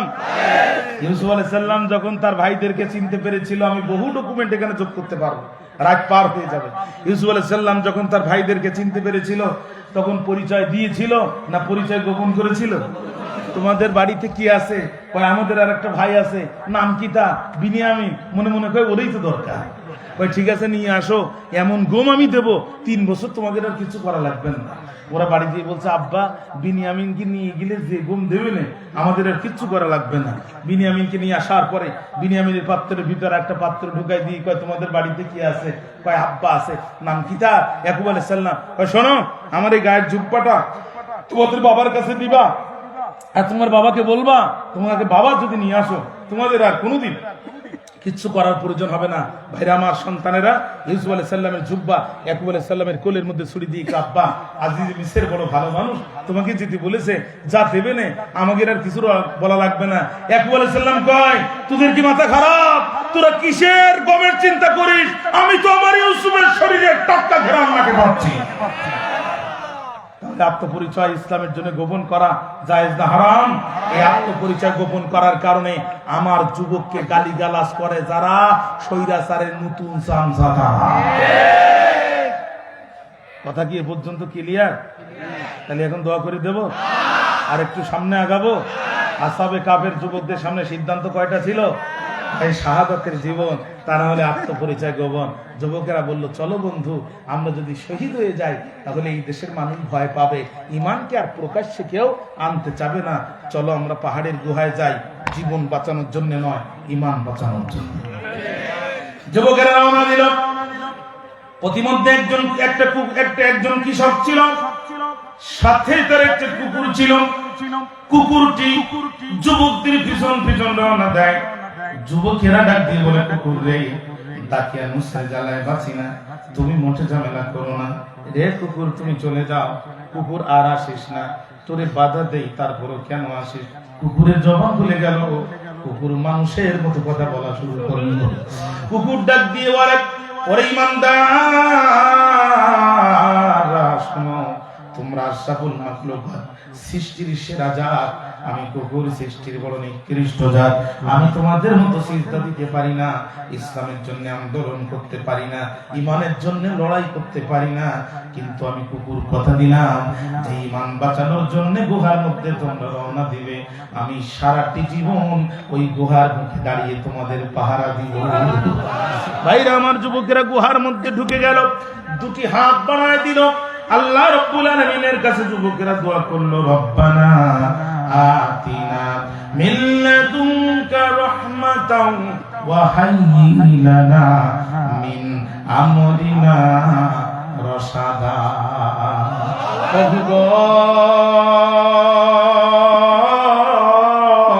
আমরা তো তারা দিন কায়েমের জন্য সংসার ছেড়েছি যারা, কাজী তোমার রহমতের দরজা আমাদের জন্য খুলে দাও, আর আমরা যে বিষয়টা হাতে নিয়েছি এটা বাস্তবায়ন করার তৌফিক তুমি দাও। আল্লাহ করে, ও হাবিব মুহাম্মদ সাল্লাল্লাহু আলাইহি সাল্লাম, আপনি জানেননি যুবকেরা দোয়া করতে দেরি হয়েছে, আমি আল্লাহ কারেন্টের মতো কবুল করতে দেরি করি নাই। ফাদরাবনা আলা আযানিহিম ফিল কাহফি সিনিনা আদাদা। আমি কি করলাম? যুবকদের কানের মধ্যে মোহর মেরে দিলাম, কর্ণ কোহরে সিল মেরে দিলাম। দুনিয়ার কোনো আওয়াজ যুবকদের কানে চলে গেল না। একটানা গুহার মধ্যে বেশ কয়েক বছর তারা ঘুমায় গেল। 25 নম্বর আয়াতের মধ্যে আল্লাহ বলেন, ওয়ালাবিসু ফি কাহফিহিম সালাসামিয়াতিন সিনিনা ওয়াজদাদু তিসআ। এক ঘুমে তারা 309 বছর ওই গুহার মধ্যে অবস্থান করেছিল। চিৎকার দিয়ে একবার আল্লাহু আকবার। নবী মুহাম্মদ, ওরা তো গুহার মধ্যে ঘুমাবে, কিন্তু আমার সূর্য তো ঠিক মতো উঠবে। সূর্য উঠবে যখন, গুহার মধ্যে আলো যাবে তখন। গুহার মধ্যে আলো যাবে যখন, আমার ইমানদারদের ঘুমে কষ্ট হবে তখন।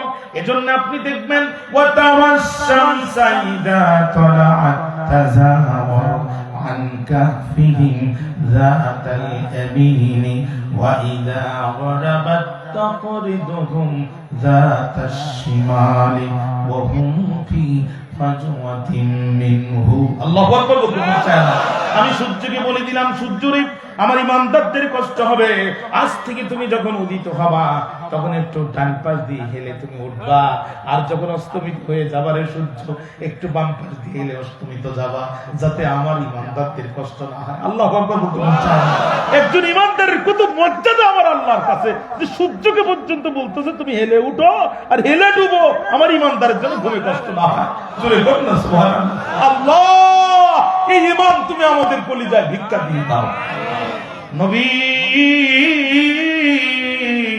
আমি ওদের চোখের মধ্যে ঘুম দিলাম, কিন্তু চোখগুলো আমি আল্লাহ খোলা রেখে দিলাম। আপনি দেখলে মনে করবেন,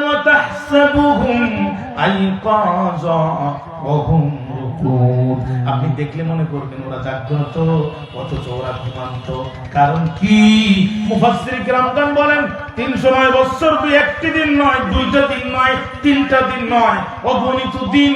এই 309 বছরের ভিতরে মাটির কোন পিঁপড়া যাতে ইমানদাররা মারা গেছে এই ভেবে একটি কামড় পর্যন্ত ইমানদারদেরকে যাতে না দেয়, এই জন্য আল্লাহ চোখের মধ্যে ঘুম দিল, কিন্তু চোখগুলো আমার আল্লাহ খোলা রেখে দিল। আল্লাহ আকবার বলবেন না?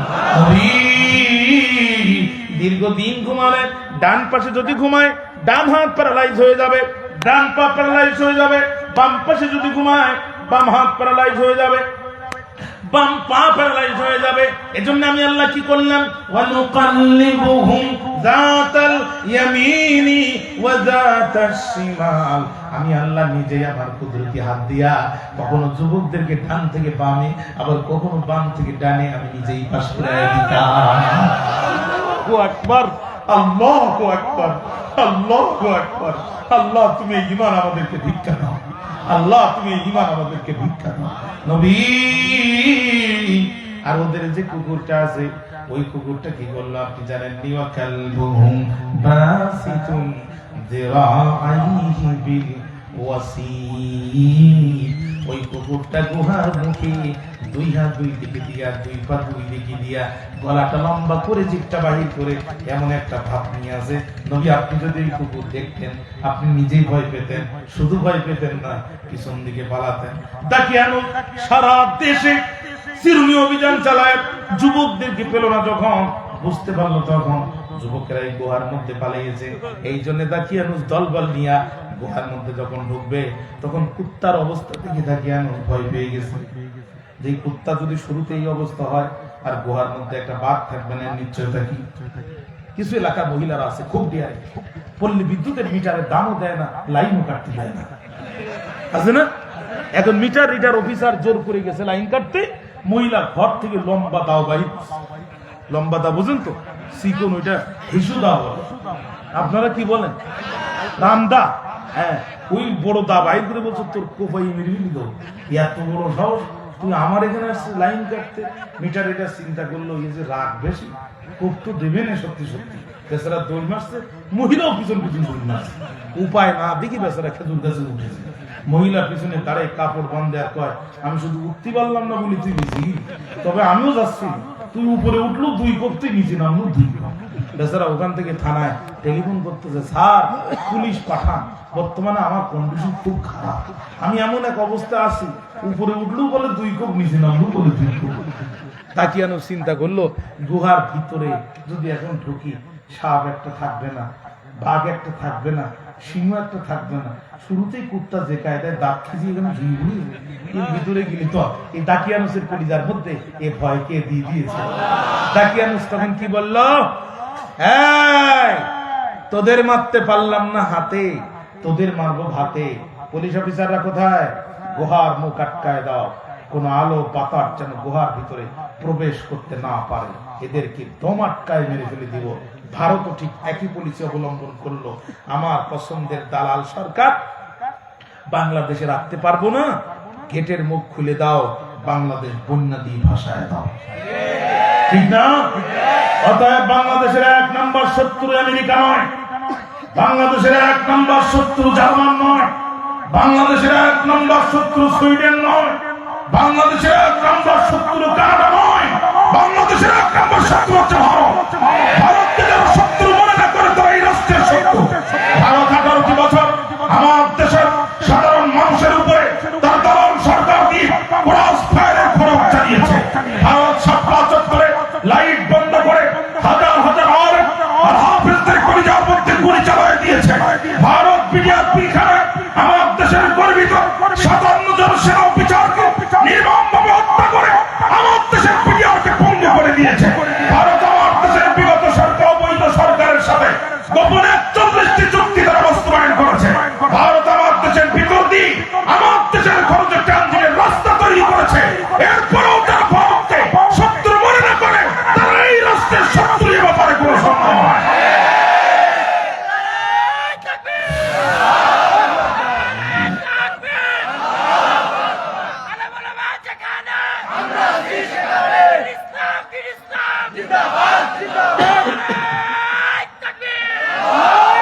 তোমাদের ওই পচা পেঁয়াজ আমাদের আর লাগবে না, ও তোমরাই খা। আমাদের বাজারে যে পেঁয়াজ 2 পেঁয়াজে 1 কেজি, ও খাওয়াও যাবে, ঢিলও মারা যাবে, ঠিক না? আর আলুর কেজি তো 15-20 টাকায় নেমে এসেছে, ঠিক না? এখন তোমাদের পেঁয়াজ তোমাদের খাওয়া লাগবে না, ও আর আমাদের লাগবে না। ও ভোমরা বর্ডারে ট্রাক দিয়ে লাইন ধরে দাঁড়িয়ে আছি, অনুসার বলছে আর হবে না, যথেষ্ট করেছে। পাকিস্তান থেকে মাত্র 2 চালান ঢুকেছে, তাতেই দাদার ধুতি ঢিলা হয়ে গেছে, ঠিক না? উল্টো পাল্টা বকা শুরু করেছে। আর রমজানের আগে বলে আরো 10 চালান ঢুকবে। তুরস্কে বলছে আমি আরো কমে পেঁয়াজ দেবো, চায়না বলছে আমি তো পেঁয়াজ নিয়ে বসে আছি, কথা বল না? এইভাবে যদি ঢুকতে থাকে পেঁয়াজের দাম 20 টাকা 15 টাকায় চলে আসবে। ও দাদা, তোমাদের পেঁয়াজ তোমরা খাও। এখন ভারতের হসপিটাল গুলো ফাঁকা, রুগী নাই, ডাক্তার গুলো মাসি মারে, আর হোটেল আলাগুলো মুখে হাত দিয়ে বসে বসে চিন্তা করে, আর মুদি দোকানদার গুলো তো চোখের পানি পেলে কান্দে। কৃষকরা পেঁয়াজ আর রসুন রাস্তায় ফেলে দিয়ে বলছে মুদি হটাও, দেশ বাঁচাও। এখন তুমি তোমার দেশের চুলকানিতে মলম দাও, নতুন করে বাংলাদেশ চুলকানি আসলে কিন্তু বিপদে পড়বা। মোদি খুব ভালো রকম টের পেয়েছে, দেশ বিপদ, মুসলমানরা বিপদে পড়লে দোয়া ইউনূস, আর এখন দেশ বিপদে পড়েছে এখন ডক্টর ইউনূস, ঠিক না? এই জন্য নববর্ষের 27 দিন পার হওয়ার পরে জানুয়ারি মাসের 27 তারিখে যে আমাদের প্রধান উপদেষ্টা ডক্টর ইউনূসকে মোদি নিজেই শুভেচ্ছা জানিয়েছে। আর আমাদের প্রধান উপদেষ্টা তো যেন তেন জিনিস না, ইউনিভার্সিটির professor, PhD holder, Nobel prize winner, Oxford, Cambridge, Harvard বিশ্ববিদ্যালয় তাকে হায়ার করে নিয়ে যায় বক্তব্য দেওয়ার জন্য। সে যখন বক্তব্য দেয়, পৃথিবীর সেরা সেরা শিক্ষিত মানুষেরা খাতা কলম নিয়ে মুখের দিকে তাকিয়ে থাকে। আর ভারতের যেটা প্রধানমন্ত্রী কবছর আগে গুজরাটের রেল স্টেশনে সাবেক কিনবে, ঠিক না? সুতরাং আমাদের প্রধান উপদেষ্টার সাথে পাঙ্গা নিতে এসো না, বিপদে পড়বা। ভাইরা, আল্লাহর কোরআন হাতে নিয়ে বলছি, আমার ইমানের সবটুকু শক্তি কণ্ঠের আগায় উদিত করে বলছি, আমি আমার ইমানের বলে বলিয়ান হয়ে বলছি, আমি আমার সর্বশক্তি দিয়ে বলছি, আমরা ভারতকে ভয় পাই না। ভারতকে যারা ভয় পায় তারা মুনাফিকের বাচ্চা। ভারতের সাথে লড়াই করতে হবে, এটা রাসূলুল্লাহর ওয়াদা। এই লড়াইয়ে যারা অংশগ্রহণ করবে, রাসূল বলেছে তারা বিনা হিসাবে আল্লাহর জান্নাতে যাবে। ভারতের গোলাম হতে চাই না, ভারতের গোলাম হতে চাই না, ভারতের গোলাম হতে চাই না, আল্লাহর গোলাম হতে চাই। কারা কারা রাজি আছেন হাত তুলে আল্লাহ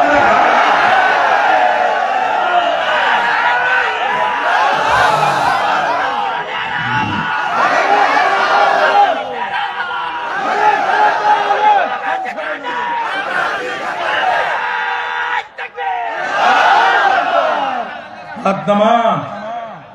ভারতের এক রিপাবলিক বাংলা এক টিভি আছে, এখানে এক মলম বিক্রেতা সাংবাদিক আছে, যে আমাদের সাতক্ষীরা চিংড়ি মাছের মতো শুধু লাভ হয়, দেখছেন না? ও দেখাচ্ছে ভারতের উগ্রপন্থী হিন্দুরা আমাদের দেশে হামলা করার জন্য নাকি বর্ডারে ভিড় জমাচ্ছে। আমরা তো বলছি দাদা শুধু একবার ঢোকো। পাকিস্তান 90,000 সৈন্য নিয়ে এই দেশে 9 মাসও টিকতে পারেনি, কথা কন না কেন? আর তোমাদের বন্দুকের গুলি তো শুধু পিছন দিকে যায়, সামনে তো যায় না। আর এই দেশে এত নদী নালা আর খাল বিল আল্লাহ তাআলা দিছে, তোমাদের এক ট্যাঙ্কও পার হবেন না। ও সব ভোমরার ওই বর্ডারের কাছে খালে বুড়ি থাকবে। আর এই দেশের 18 কোটি জনতা হাতের মুষ্টি মেরে ইমানের বলে বলিয়ান হয়ে নারায়ে তাকবীর আল্লাহু আকবার আওয়াজ যখন দেবে, ধুতি নিয়ে পালানোর টাইম পাবা না, ঠিক না? আমরা লড়বো, আমাদের বাবারা লড়বে, আমাদের চাচারা লড়বে, আমাদের সন্তানরা লড়বে। আল্লাহর কোরআন হাতে নিয়ে বলছি, গোটা পৃথিবীও যদি আমাদের বিরুদ্ধে যায়, জমিন যার, আইন চলবে তার, এই স্লোগান থেকে আমরা এক ইঞ্চি দূরে যাব না, যাব না।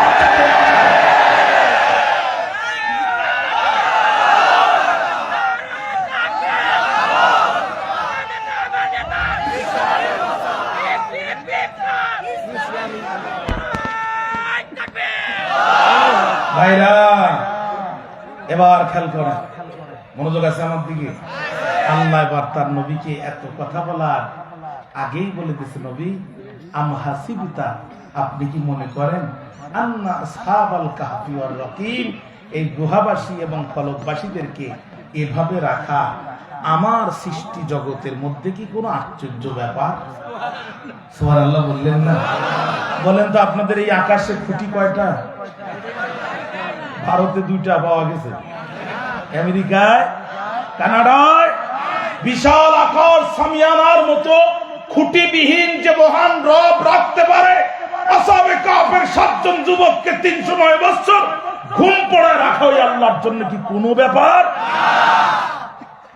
মুসা আলাইহিস সালামের উম্মতকে ফেরাউন তাড়া করছে, সামনে লোহিত সাগর, পিছনে ফেরাউনের দল দেখা যাচ্ছে। মুসা আলাইহিস সালামের উম্মত যেই মুসা আলাইহিস সালামকে, ও মুসা তোমার আল্লাহ কই?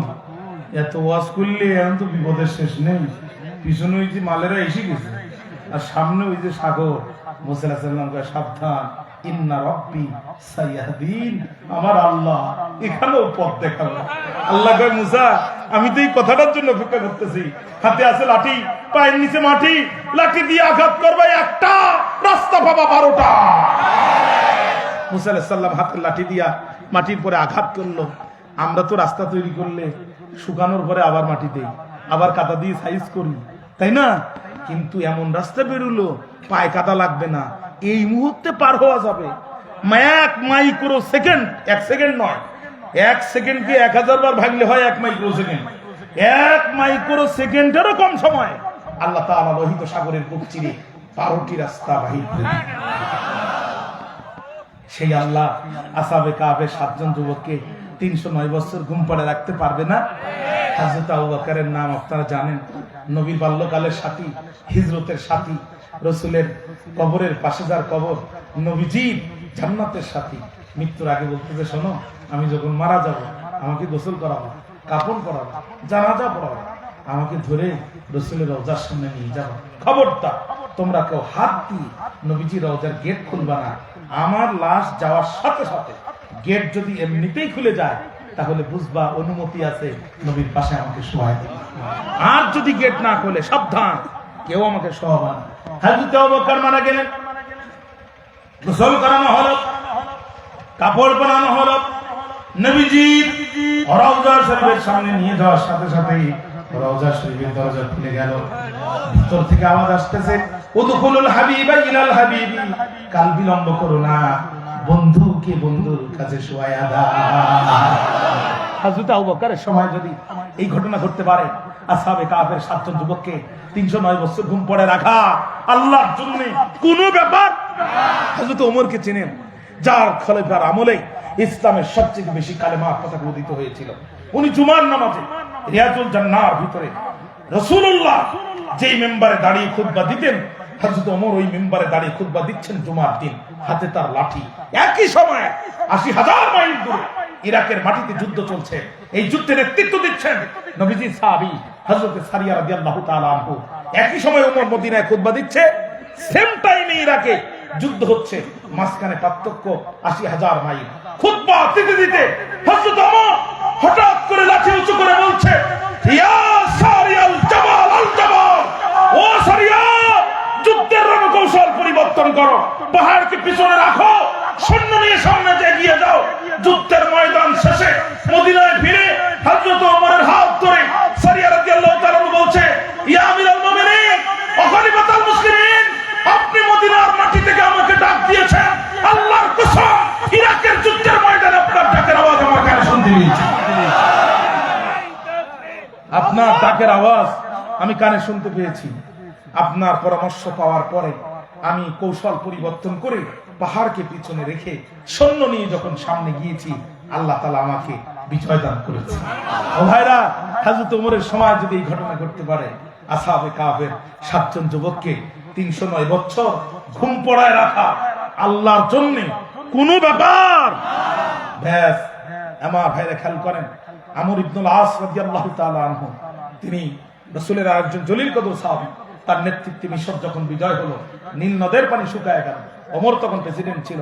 আমর ইবনুল আস চিঠি লিখলো, আমিরুল মুমিনিন, মুসলমানরা বিপদে, নীল নদের পানি শুকায় গেছে, কৃষকদের কাজ বন্ধ হয়ে গেছে, এখন জানতে চাই আপনার কাছে আমাদের কি করণীয় আছে। হযরত ওমর বললেন, নীল নদের উদ্দেশ্য করে চিঠি লিখলেন, দে নীল নদ, তুমি যদি আল্লাহর হুকুমে পরিচালিত হও, পানিতে ভরে যাও, শয়তানের হুকুমে পরিচালিত হও, তবে তোমার পানির আমাদের নাহি প্রয়োজন হবে। আর আমর ইবনুল আস কি বললেন, তুমি চিঠিটা নিবা, মুসল্লিদেরকে সাথে করে নীল নদের কিনারে দাঁড়ায় আমার সালাম দিয়ে ভিতরে ফেলে দিবা। আমর ইবনুল আস জুমার নামাজে পড়ে মুসল্লিদেরকে সাথে নিয়ে নীল নদের কিনারে দাঁড়ায় যখন সালাম দিয়ে চিঠি ফেললেন, চিঠি ফেলতে দেরি হলো, নীল নদ পানিতে ভরতে দেরি হলো না। সেই আফ্রিকার উগান্ডা থেকে পৃথিবীর 10টা রাষ্ট্রের উপরে নীল নদের পানি প্রবাহিত, আজও পর্যন্ত 1 কিউসেক পানি কমে নাই, কোথাও বৃষ্টি হয় না, সম্পূর্ণ তারা নীল নদের পানির উপরে নির্ভরশীল। ওমরের সময় যদি এই ঘটনা ঘটতে পারে, আসহাবে কাহফের 7 জন যুবককে 309 বছর ঘুম পড়ায় রাখা কোনো ব্যাপার। ও ভাইরা, আপনারা আমাদেরকে আখেরাতের ইমাম বানিয়েছেন। কিসের ইমাম?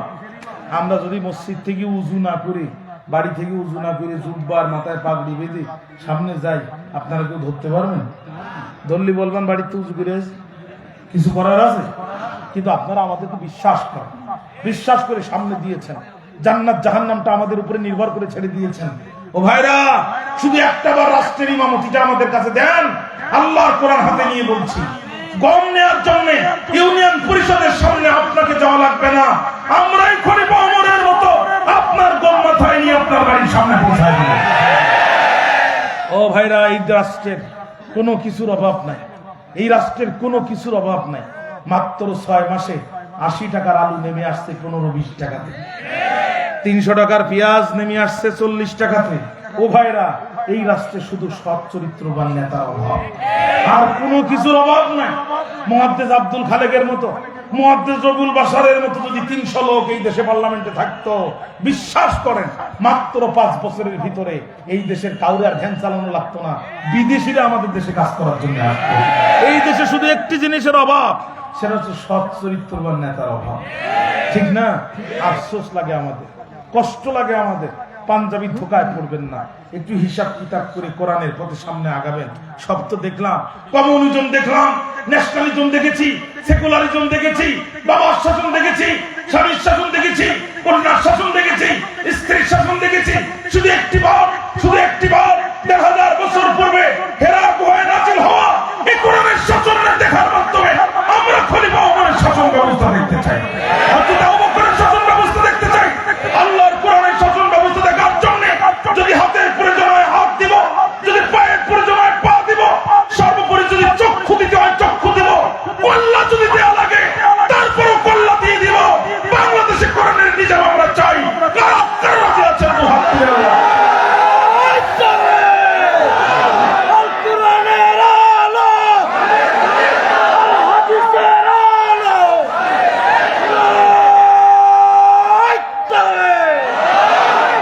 কোরআন কেমন নেতা বানাইছিল প্রিয় ভাইরা। হযরত ওমর প্রেসিডেন্ট ছিলেন, রাষ্ট্র চালায়, বাড়িতে এসে দেখে ছোট্ট বাচ্চা কাঁদতেছে। ওমর বলছে, কেন তুমি কাঁদো? হোয়াই আর ইউ ক্রাইং মাই সান? বলছে, আব্বা লুক এট মাই ড্রেস, আমার জুব্বার দিকে তাকাও। হযরত ওমর তাকায় দেখে ছিঁড়া। বলে, তুমি আমার জুব্বার দিকে তাকাও, তোমার তো জামা ছিঁড়ছে আর আমার জামার তালিটা পর্যন্ত ছিঁড়ে গেছে, তা আমার লজ্জা লাগে না? তোরে তো লজ্জা লাগে কেন? কিছু বলার পরে মাথায় হাত বুলে বলছে, বাবা রে, তুই আর আমি ছেঁড়া জুব্বা পরলে যদি আল্লাহ খুশি হয় তো তোর আর আমার সমস্যা কোথায়? টেনশন করিস না। কিন্তু সন্তান তো, সবাই যখন ঘুমিয়েছে, বুকটা কেঁদে উঠেছে, তদানীন্তন অর্থমন্ত্রীর বাড়িতে হযরত ওমর নিজেই গেছে। দরজায় নক করে বলছে, আসসালামু আলাইকুম। দরজা খুলে গেছে, ডাক দিয়ে বলছে, আমিরুল মুমিনিন ফাদ্দালে হাবিব, স্বাগতম আপনাকে। আপনি কেন কষ্ট করে আসলেন? আমাকে বললে আমি তো যেতাম আপনার কাছে। ওমর কয়, ভাই রে, প্রয়োজন তো আমার, এজন্য এসেছি। কি প্রয়োজন বলেন? আজ মাসের 5 তারিখ, আর 25 দিন পর 1 মাস হবে, 15 দিন পর 1 মাস হবে। আরে 15 দিন 20 দিন পরে যে টাকাটা তুমি আমার দিতা, মাত্র 15 দিন আগে ওই টাকাটা দাও।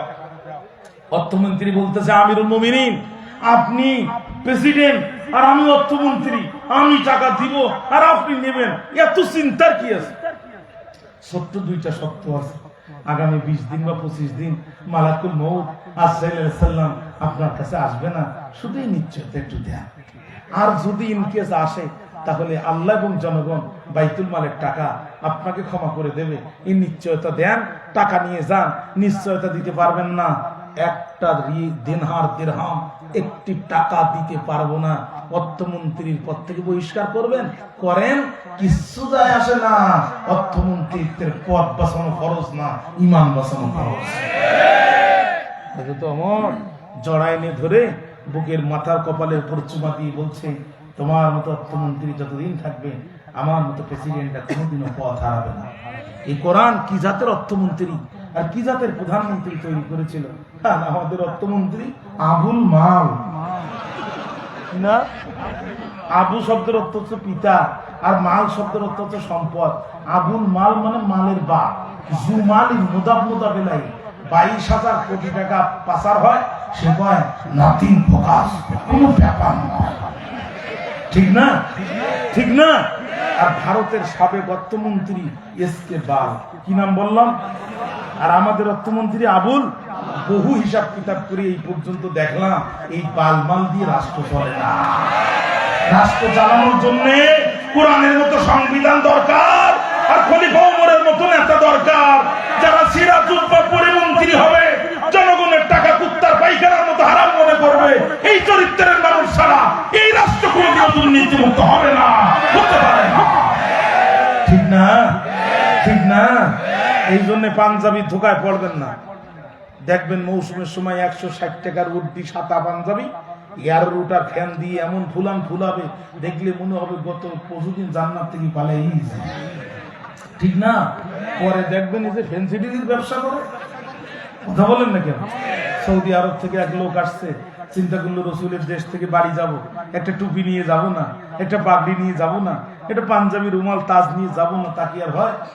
একটা বাড়িতে আসছে, 3 দিন পর মনে হলো যে একটু মাগরিবের নামাজ পড়তে যাই, পড়ছে জুব্বা, মাথায় টুপি, উপরে রুমাল, তার উপরে তাজ, পড়তে গেছে মাগরিবের নামাজ, বেচারার মুখস্থ শুধু সূরা নাস। এখন আল্লাহর কি শান, ইমামও গেছে ছুটিতে, মুয়াজ্জিনও কিছু করে। ওই দিন ইমামতের দায়িত্ব কার? পাঞ্জাবি ঝুললম্বা যার, ইমামতের দায়িত্ব থাক। পরে বলছে বাবা সামনে যাও, ও বলছে এতটাই ভাব, লম্বা পাঞ্জাবি দেখলেই সামনে যাও। এক মুসল্লি বলছে বাপ, তোমার পাঞ্জাবির যে ভাব, তোমার পিছনে রেখে আমরা সামনে গিয়ে হবে মহাপাপ, তুমি যাও আর থাক। এখন মুসল্লি শোনে না, ইমামও যায় না, রাকাতে সালাতে পাঞ্জাবি পরা ঠেলাতে আল্লাহু আকবার দাঁড়াই গেছে। প্রথম রাকাতে সূরা ফাতিহা পড়ার পরে সূরা নাসের যে টান দিছে, সৌদি থেকে আসছে বুঝছেন না, সূরা নাসের যে টান দিছে, মুসল্লিকে জুড়াই গেল জান। আমাদের ইমাম সাহেবের যে মধুর টান, এই ইমাম না হলে ইমাম, সৌদির ইমাম। ইমাম সাহেব মনে মনে করছে ভাই তোমরা তো খুশি হচ্ছ ভাই, আমার তো পরের রাকাতে সোজা হয়ে দাঁড়ানোর বুঝি না। 2 সিজদার মাঝখানে এক তাসবিহ পরিমাণ বসতে হয়। ইমাম সাহেব অ্যাঙ্গেলে তাকায় দেখে রেলিং এর যে ফাঁকটা কোন রকম বাইর হবে মাথাটা, যদিও চুলে যাবে পিঠটা, কিন্তু ধারাবে কেমনে? সূরা নাসের পর কি আর কেউ আছে? আর ও তো আলেমও না যে মাসলা মাসাইল একটা জেনে কোনোভাবে নামাজটা কভার দিবে, সেই ইলিম তো নাই ভিতরে। বেচারা দ্বিতীয় সিজদায় মুসল্লিদের ফেলি একবারে রেলিং ভেঙে পায়। তখন এইবার মুসল্লিরা 20 মিনিট পড়ে আছে, ইমাম উঠে না। আমরা যারা যুবক মানুষ, আমরা আধা ঘন্টা সিজদা থাকতে পারি, অসুবিধা নেই। আমাদের চাচা যান দাদা যান যারা আছে তারা কি আর এতক্ষণ থাকতে পারে? চাচারা শুধু সিগন্যাল দেয়, তার মানে ইমাম সাহেব তুমি ওঠো। উঠেন, তুই এক চাচা বলতেছে ইমাম সাহেব তুমি ওঠো বাপ, আমার তো উঁচু যায় বাপ। এরপরেও ইমাম সাহেব ওঠেন। আর এক চাচা পাশে এক ছোট্ট পিচ্ছিরে বলছে খোকা তোর উপরে এখনো নামাজ ফরজ হয়নি, তুই একটু মাথাটা উঁচু করে শুধু দেখ, ও মারা গেল না স্ট্রোক করলো, ও মারা গেলে তো এতক্ষণ থাকার কথা না। ছোট্ট পিচ্ছি মাথা উঁচু করে দেখে মেম্বারে কেউ নেই, হাত ধরে টানে আর বলছে ওঠেন কাকা, ওঠেন কাকা, মেম্বার ফাঁকা, মেম্বার ফাঁকা। উঠে দেখে সামনে মেম্বারের লোক নেই। তখন সবাই মিলে মাথায় হাত দিল, আহারে এত সুন্দর ইমাম নিয়োগ করলাম, হাতে তসবিহ মাথায় পট্টি, এত সুন্দর পাঞ্জাবি দেখি ইমাম নিয়োগ করলাম, আর সেই ইমাম আমাদের সিজদায় ফেলে 300 টাকার কাঁচা, 1000 টাকার কাঁচা মরিচ আর 350 টাকার পেঁয়াজ খাওয়াই পিছন দিক হেলিকপ্টারে বাড়াই। সবাই বলছে দেখো ভুল তো আমরাই করেছি। ভুল কারা করেছি? আমরাই করেছি। ইমাম তসবিহ দেখে নিয়োগ হবে না, দাড়ি দেখে ইমাম নিয়োগ হবে না, টুপি দেখে ইমাম নিয়োগ হবে না। ইমাম যদি নিয়োগ করতে চাও কোরআন নামক দাড়ি পাল্লায় তুলে দাও আর রাসূলের সুন্নাহ নামক বাটখারা দিয়ে ওজন করো। যে ইমাম টিকবে ওর পিছনে যেতে হবে, যেটা টিকবে না ওকে তালাক দিতে হবে। তা না হলে মসজিদে যেমন নামাজ হবে না, সমাজেও দম চুরি বন্ধ হবে না। রাজি আছেন না প্রিয় ভাইরা? এইবার 309 বছর কেটে গেল। কত বছর কেটে গেল? গুহার ভিতরে কত বছর কেটে গেল? 309 বছর। দাকিয়া নূর চলে গেল, 2-3 জন। আমি শেষ করে দিই নাকি?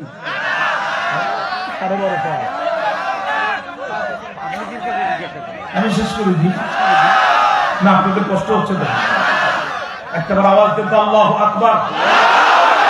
কি ব্যাপার, যত শেষ হচ্ছে তত আপনাদের স্পিরিট বাড়তেছে। আরো জোরে করেন আল্লাহু আকবার। সাতক্ষীরার মাটি আল্লাহর কোরআনের ঘাঁটি, সাতক্ষীরার মাটি ইসলামের ঘাঁটি। শত শত জুলুম হয়েছে, নির্যাতন হয়েছে, বুলডোজার দিয়ে বাড়ি ভাঙা হয়েছে, হাজার হাজার করে মাহফিল বন্ধ করে আজকে শুরু মাহফিল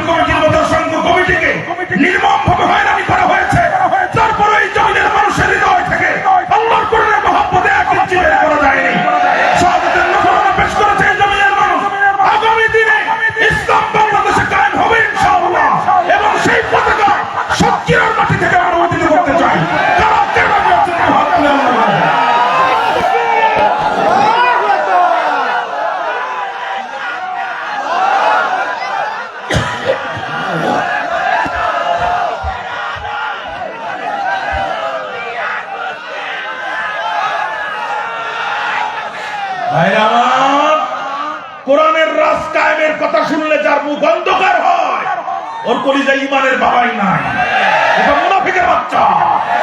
আল্লাহর আইন চাইলে যার মুখ অন্ধকার হয় ওর কলিজায় ঈমান আছে, ওর কলিজায় ঈমান নাই।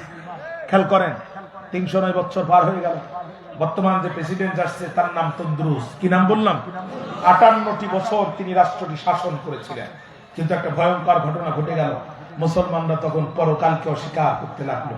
মানুষ মারা গেল, মাটিতে রেখে আসবো, মিশে যাবে, এই মানুষকে আল্লাহ কেমনে কিয়ামতের দিন উঠাবে, নাউজুবিল্লাহ। এই ভয়ঙ্কর ফিতনা ছড়াতে লাগলো। লক্ষ লক্ষ মুসলমান প্রত্যেক দিন বেঈমান হয়ে যাচ্ছে। তন্দ্রুস আল্লাহওয়ালা তাহাজ্জুদে চোখের পানি ফেলে বলে, রব্বুল আলামিন আমার দেশের মানুষের ঈমান রক্ষা করো। একজন কৃষক ছিল, তার কলিজা আল্লাহ তাআলা ইলহাম জারি করে দিল যে তুমি এই গুহার মুখ ভাঙবো। কৃষক তার দলবল নিয়ে গুহার মুখ যখন ভাঙা শুরু করেছে, এই শব্দে আসহাবে কাফের ৭ জন যুবকের ঘুম ৩০৯ বছর পরে আস্তে আস্তে ভাঙা শুরু হয়ে গেছে। আল্লাহ রাব্বুল আলামিন বলেন, ওয়াকাযালিকা বা'আসনাহুম লিতাসাআলু বাইনাহুম ক্বালা কাইলুম মিনহুম কাম লাবিথতুম ক্বালু লাবিসনা ইয়াওমান আও বা'দা ইয়াওমিন ক্বালু রাব্বুকুম আ'লামু বিমা লাবিসতুম। আল্লাহু আকবার। ঘুম থেকে উঠলো, আল্লাহ কয় ওয়াকাযালিকা বা'আসনাহুম, ঠিক এভাবেই আমি তাদেরকে জাগ্রত করলাম। কেন? লিতাসাআলু বাইনাহুম, একজন আরেকজনকে জিজ্ঞাসা করার জন্য। ক্বালা কাইলুম মিনহুম, তাদের মধ্যে একজন বলল, কাম লাবিসতুম, তোমরা কতক্ষণ ঘুমিয়েছো? ক্বালু, তারা সবাই বলল, লাবিসনা ইয়াওমান, একদিন ঘুমিয়েছি, আও বা'দা ইয়াওমিন, একদিনের অর্ধেক অংশ ঘুমিয়েছি। বলছে, এই নখের দিক তাকা, হাতের নখ একটা পাছা, মোষ লম্বা হয়ে দাড়ির কাছে চলে গেছে, আর দাড়ি লম্বা হয়ে তো নিচে কদ্দুর গেছে তার কোনো হিসাব নেই, আর মাথার চুল ও যে এখন পিছন দিকে দেখো হাত লম্বা হয়ে গেছে। একদিন ঘুমালে কি আর এরকম হয়? তখন বলছে, দেখো রাব্বুকুম আ'লামু বিমা লাবিসতুম, আমার রাজি রবের প্রতি ঈমান এনে ঈমান বাঁচানোর জন্য এই গুহার মধ্যে পালিয়েছি, ওই রবই জানে যে আসলে আমরা কতদিন ঘুমিয়েছি। ঝামেলা করো না, পকেটে হাত দাও, সবাই 2 টাকা করে বের করো। গতকাল থেকে আজ পর্যন্ত কিছু খায় না। কবে থেকে খায় না? গতকাল থেকে। অথচ খায় না কত বছর? সবাই 2 টাকা করে দিয়া একজনকে পাঠালো রুটি আনতে। তাফসিরে তার নাম এসেছে তমালিকা। কি নাম বললাম? খুব কঠিন কঠিন নাম, তমালিকা। গুহার ভিতর থেকে বেরিয়ে উপরে দেখে মেট্রো রেল চলতেছে, মিরপুর টু আগারগা, শুধু মেট্রো যায় আর আসে। সামনে আগায় দেখে পদ্মা সেতু, আরেকটু আগায় দেখে ওভারব্রিজ, আরেকটু আগায় দেখে টানেল। এখান থেকে 50 বছর আগে যারা মারা গেছে, এদের ধরি যদি ঢাকা শাহবাগ মোড়ে নামাইতেন, রাস্তা চিনি বাড়ি আসতে পারে বেশি না, পিনের কথা বাইপাসে দিলেই তো তাকলে দিয়ে যাবে, ঠিক না? তখন তো বাইপাস ছিল না। তার মানে আমি বুঝাতে চাইলাম যে গুহা থেকে বেরিয়ে যে দৃশ্য দেখলো, গতকালকে যাওয়ার সময় এই দৃশ্য তো দেখিনি। বলতে আল্লাহ কোন দেশে আসলাম, এইসব তো গতকাল ছিল না। দুপুর বেলা ম্যাক্সিমাম দোকান বন্ধ। এক দোকানে যে ৩০৯ বছর আগের টাকা দিয়ে বলছে, মামা 10টা রুটি দাও। দোকানদার তাকে দেখে নখ 5 হাত লম্বা, গো ঠোঁট তো দেখা যাচ্ছে না, মোষ পার হয়ে দাঁড়িয়ে আর দাঁড়িয়ে নিচের দিকে, হাতে ৩০৯ বছর আগের টাকা। কিন্তু জিনের বাচ্চা, কার রুটি কে বিক্রি করে খেচ্ছে ধুল। বেচারা চিন্তা করলো, খোদা এমনি তো রাষ্ট্র অপরিচিত লাগতেছে আমার কাছে, আমার দিকে পাবলিক দৌড়ায় কেন? পরের দোকানে দিয়ে বলছে, মামা ও তো দৌড় মারলো, তুমি দেখো তো কয়টা রুটি দিতে পারো কিনা। বলছো তুমি দাঁড়াও, আমি আসতে বলি ও। 3 নাম্বার দোকানে দিয়ে বলছে, মামা সবাই আমার দিকে দৌড় মারে, খুব ক্ষুধা পেটের মধ্যে, এই নাও 10টা টাকা আর আমাদের 10টা রুটি দেয়। এটাকে এই দেখে ৩০৯ বছর আগে স্বর্ণ মুদ্রা, কিন্তু এ তো স্বর্ণের খনি ভিড়। ও দোকান থেকে বেরিয়ে এসে হাতটা ধরে বলছে 50% ভাগ দাও, পুলিশ ডিউটি করতেছে, ধরে কিন্তু ধরে দেবো না। এই চিন্তা করলো, খোদা এই তো নতুন বিপদ, দুটো আমার দিকে পালাই, আর এই যে আমার কাছে 50% ভাগ চাচ্ছে, কি কোন বিপদ? কথা কাটাকাটি চলার সময় 2 জন পুলিশ অফিসার ওখানে ডিউটি করছিল। তাফসিরে একজনের নাম আর ইউস আর একজনের নাম তান্তিউস। 2 জন পুলিশ অফিসার ডিউটি করতেছিল। পুলিশ অফিসার এসে তমালিকাকে গ্রেফতার করে ফেলল। তমালিকা মনে করছে দাকিয়ানুসের পুলিশ গ্রেফতার করছে, চোখের পানি ফেলে দিল, কালেমা পড়তে লাগলো, আল্লাহর কাছে ক্ষমা প্রার্থনা করতে লাগলো। পুলিশ অফিসার বলে, তমালিকা কান্দ কেন? আজ আমার জীবনের শেষ দিন, দাকিয়ানুস আমাকে চিরদিনের মতো ফাঁসিতে ঝুলায় দেবে। যেহেতু আমি আমার রবের প্রতি মানে নিচ্ছি, আমার জীবনের প্রতিটা আর মাত্র কয়েকটা বিশ্বাস আমার বাকি আছে, এই জন্য আমি আমার রবের কাছে ইস্তেগফার করছি, আর আমার রবের সাথে দেখা হওয়ার জন্য আমি আবেগে কেঁদে ফেলছি। তখন পুলিশ অফিসার বলে, তমালিকা তুমি ভুল বুঝছো, তোমার মুখে যে কালেমা শুনেছি আমার প্রেসিডেন্টের মুখেও আমি একই কালেমা শুনেছি। আর কালেমাওয়ালা মুসলমান কোনদিন অন্যায় ভাবে অন্য মুসলমানকে মারতে পারে না। তাহলে আমার নিরপরাধ মানুষকে, আল্লামা সাইদির মতো ফেরেশতা তুল্য মানুষকে 13টি বছর যারা বিনা কারণে কষ্ট দিল, এরা মুসলমান হতে পারে? বলেন, এরা কালেমাওয়ালা মুসলমান দাবি করতে পারে? তখন তমালিকা বলতেছে, ভাইজান, পুলিশ অফিসার বলে, তুমি কার ভয়ে কান্দো? আমি আল্লাহর ভয়ে কান্দি, কিন্তু এখন কান্দতেছি আমার জীবনের শেষ দিন হবে তোমার প্রেসিডেন্টের হাতে। তার নাম কি? তন্দুরুস। কি আবল তাবল বলো, তন্দুরুস তো বিদায় নিয়েছে 309 বছর আগে। তমালিকা কয়, বর্তমান প্রেসিডেন্টের নাম কি? বর্তমান প্রেসিডেন্টের নাম হলো দাকিয়ানুস, বিদায় নিয়েছে 309 বছর আগে। বর্তমান প্রেসিডেন্টের নাম হচ্ছে তন্দুরুস। ভাই আমি তো কিছুই বুঝতে পারিনি, আমরা 7 জন যুবক ইমানের দাবিতে প্রকাশ্যে বিদ্রোহ করার কারণে আমাদের উপরে শুলে চড়ানো কিংবা ফাঁসির রায় হয়ে গেল। আমরা ইমান বাঁচানোর জন্য গতকাল গুহার মধ্যে গেলাম, আজকে ঘুম থেকে উঠে দেখি নখ লম্বা, হাত লম্বা, চুল লম্বা। আর আমরা রুটি কেনার জন্য উপরে আসলাম, 2 জন দোকানদার দোকান ছেড়ে পালালো, আর ও গ্রেফতার করে 50% ভাগ চাইলো। এর মধ্যে তুমি এসে আবার গ্রেফতার করে ফেললে, আমি তো কিছুই বুঝতেছি না। পুলিশ অফিসার তখন আশ্চর্য হয়ে গেল, বুঝতে পারলো ঘটনার মধ্যে কাহিনী আছে। সিংলার মধ্যে আলু তো আর এমনি এমনি ঢোকে না, এখানে ঢুকানো হয়। বুঝতে পেরে প্রেসিডেন্টকে খবর দিল, দেশের লোক সব ভেঙে আসলো। গুহার মধ্য থেকে 309 বছর আগের যুবক উপরে উঠে এসেছে। কেমন লোক আসবে, কেমন লোক আসবে বলেন তো? যদি এখন প্রচার হয়, সুরুলিয়াতে একটা আম গাছ একা একা পড়ে গেছে, আবার একা একা দাঁড়িয়ে গেছে, এই খবর যদি আসে, ঠিক না? আরে ভাই, এই গাছের নিচে অন্তত 1 বিঘা আশপাশে আর কোনো মাটি থাকবে না, ঠিক না? সারা দেশের লোক বাপ ভাঙা জোয়ারের মতো আসলো, আর গুহার মধ্যে বাকি যে 6 জন ছিল তারা মনে করলো তমালিকা মনে হয় গ্রেফতার হয়ে গেছে। ডিবি হারুন তমালিকাকে গ্রেফতার করে ফেলেছে। এখন অপারেশন ক্লিন হার্ট চালানোর জন্য গুহার দিকে আসবে। মহা আতঙ্ক নিয়ে ওরা গুহার মুখে উপরে উঠে এরকম করে দেখে বাইরে কেউ আসতেছে কিনা। আর এরা দলবল নিয়ে অনেকগুলো লোক, হাজার হাজার মানুষ গুহার কাছে রওনা দিল। ওখানে একটা সিন্ধুক পাওয়া গেল, সিন্ধুকের ভিতরে একটা সীসার প্লেট ছিল, সীসার প্লেটে 7 জন যুবকের নাম লেখা ছিল, যেটা দাকিয়ানুসের পুলিশ অফিসারদের ভিতরে 2 জন ইমানদার পুলিশ ছিল, একজনের নাম রোনাস। এরা 7 জন যুবকের নাম গোপনে লিখে ওখানে রেখে দিয়েছিল। ভাইরা আমার, সিন্ধুক যখন খুললো, এই 7 জনের নাম পেল। এরা 7 জনের নাম পড়ে, আর ওই যুবকেরা জি জি বলে উত্তর দেয়। দেশের মানুষ সিজদায় পড়ে যে বলে, রব্বুল আলামিন, ইমানের দাবিতে গুহার মধ্যে আশ্রয় নেওয়ার কারণে এই যুবকদেরকে যদি 309 বছর তুমি ঘুম পড়ায় রেখে আবার তাদেরকে জাগ্রত করতে পারো, আল্লাহ তওবা করে স্বীকৃতি দিলা, কিয়ামতের দিন কবর থেকে তুমি অবশ্যই আমাদেরকে জাগ্রত করতে পারবে। যুবকেরা গুহার ভিতরে ঢুকে গেল। মুফাসসিরদের গবেষণা 2 ভাগে ভাগ হয়ে গেল।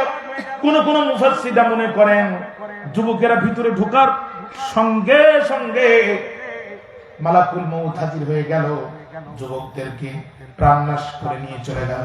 কোন কোন মুফাসসির মনে করেন না না না, যুবকেরা যেহেতু ঈসা আলাইহিস সালামের উম্মত, আর ঈসা আলাইহিস সালাম আছেন আকাশে, এই জন্য যুবকেরা এখনো পাহাড়ের মধ্যে ঘুমাচ্ছে। ঈসা আলাইহিস সালাম কিয়ামতের আগে নামবে যখন, এই যুবকদের ঘুম ভাঙবে, তখন এই যুবকরা ঘুম থেকে উঠবে, ঈসা আলাইহিস সালামের হাতে হাত দেবে। আপনারা আমার নবী মুহাম্মদ সাল্লাল্লাহু আলাইহি সাল্লামের উপরে ঈসা আলাইহিস সালাম সহ তার এই 7 জন উম্মত, এই যুবকেরা আবার ঈমান আনবে, আমাদের মতো ঈমানের জন্য আরো তারা লড়াই করবে।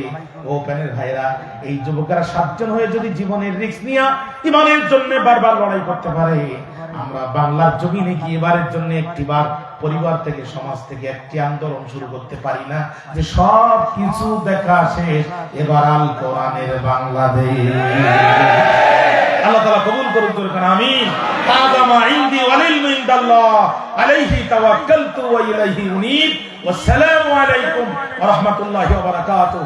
শেষ দিনের দোয়া কেউ না করে যাবেন না। দোয়া ছাড়া যাবে যারা সবচাইতে কপাল পড়া। বসেন, আল্লাহর কোন গোলাম, দোয়া ছাড়া যাবে না। কমিটির ভাইদের কি আর কোনো কথা আছে?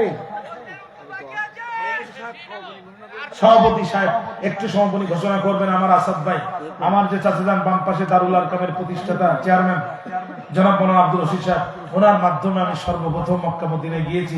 আল্লাহ আমার চাচার হায়াতের ভিতরে বারাকাত দান করুন। ওনার ছেলে আমার খুব ঘনিষ্ঠ বন্ধু গাজ্জালি ভাই, আল্লাহ তার উপর রহম করুন। আর আমি আর আমার আসাদ ভাই এক বিছানায় শুইতাম মদিনাতে। আসাদ ভাই একটু সংক্ষিপ্ত কথা বলবে, তারপরে দোয়া করে আমরা আদবের সাথে ভদ্রতার সাথে 3 দিন মাহফিলের এই বরকত নিয়ে আমরা সকলে বিদায় নেব ইনশাআল্লাহ। আল্লাহর কোনো গোলামরা উঠবেন না, আমি লম্বা দোয়া করব না, খুব সংক্ষিপ্ত দোয়া করব ইনশাআল্লাহ।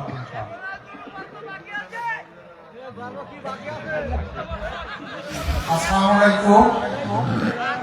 রাত আসলে গভীর হয়েছে, এখন আসলে সবার সবাই ক্লান্ত।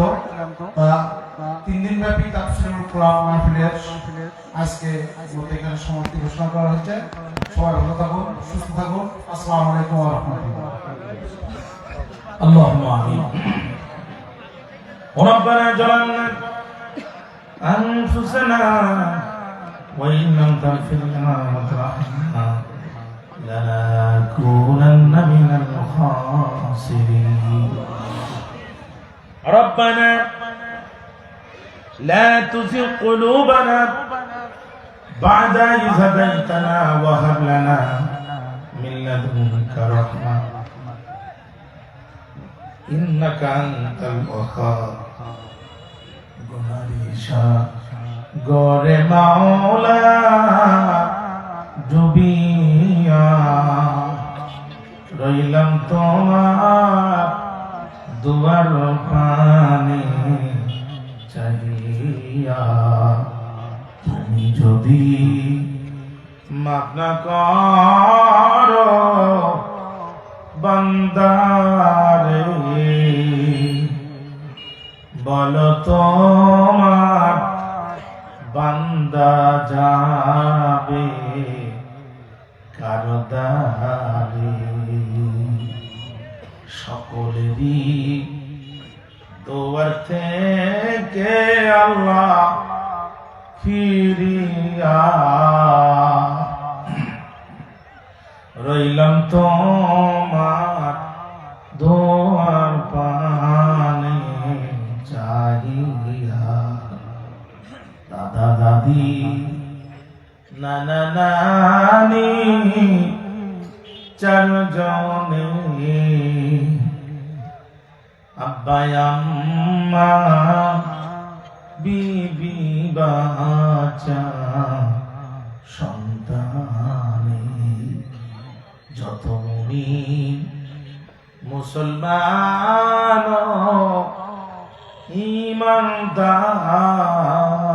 ঈমানদার, যত মুমিন মুসলমান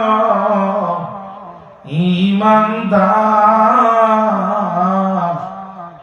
মাফ করে দাও ও গো আল্লাহ পরওয়ার।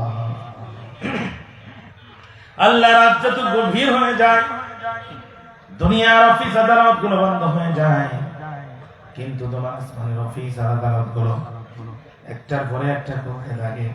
ওগোদার আল্লাহ গভীর রাত্রিতে ঐতিহ্যবাহী সুরুলিয়া এই 3 দিন ব্যাপী তাফসীরুল কোরআন মাহফিল, যেটা সুরুলিয়া বাজার মসজিদের উদ্যোগে আয়োজিত এই মাহফিলের সমাপনীতে ভিক্ষুকের মতো সমাপনীতে তোমার দরবারে হাত তুললাম।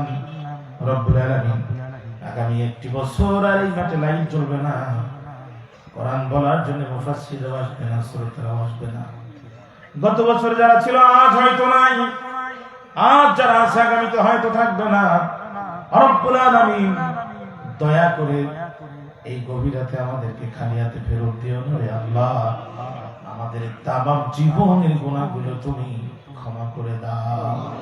যত গুনাহ করলাম আল্লাহ গোপনে মাফ করে দাও, সকল গুনাহ নিজ গুণে।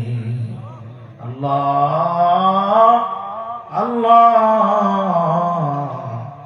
রব্বে কারীম, তুমি যদি ধিক্কার দাও আমাদের তো আর যাওয়ার জায়গা নেই।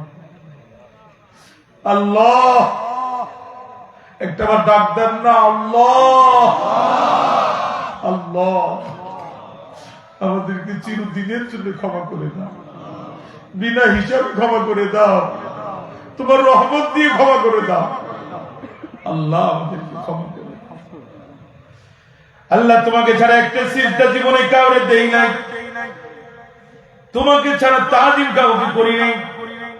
রব্বুল আলামিন মেহেরবানি করে আমাদের জীবনের লক্ষ লক্ষ সিজদার ভিতর থেকে একটি সিজদা কবুল করে নিয়ে পাহাড় সমগুণাকে সওয়াব বানায়া দাও। আল্লাহ আমরা যারা হাত তুলেছি, আমাদের অনেকের বাবা নাই, মা নাই, পিতা মাতা হারিয়ে মসজিদ গহীন কবরের বাসিন্দা।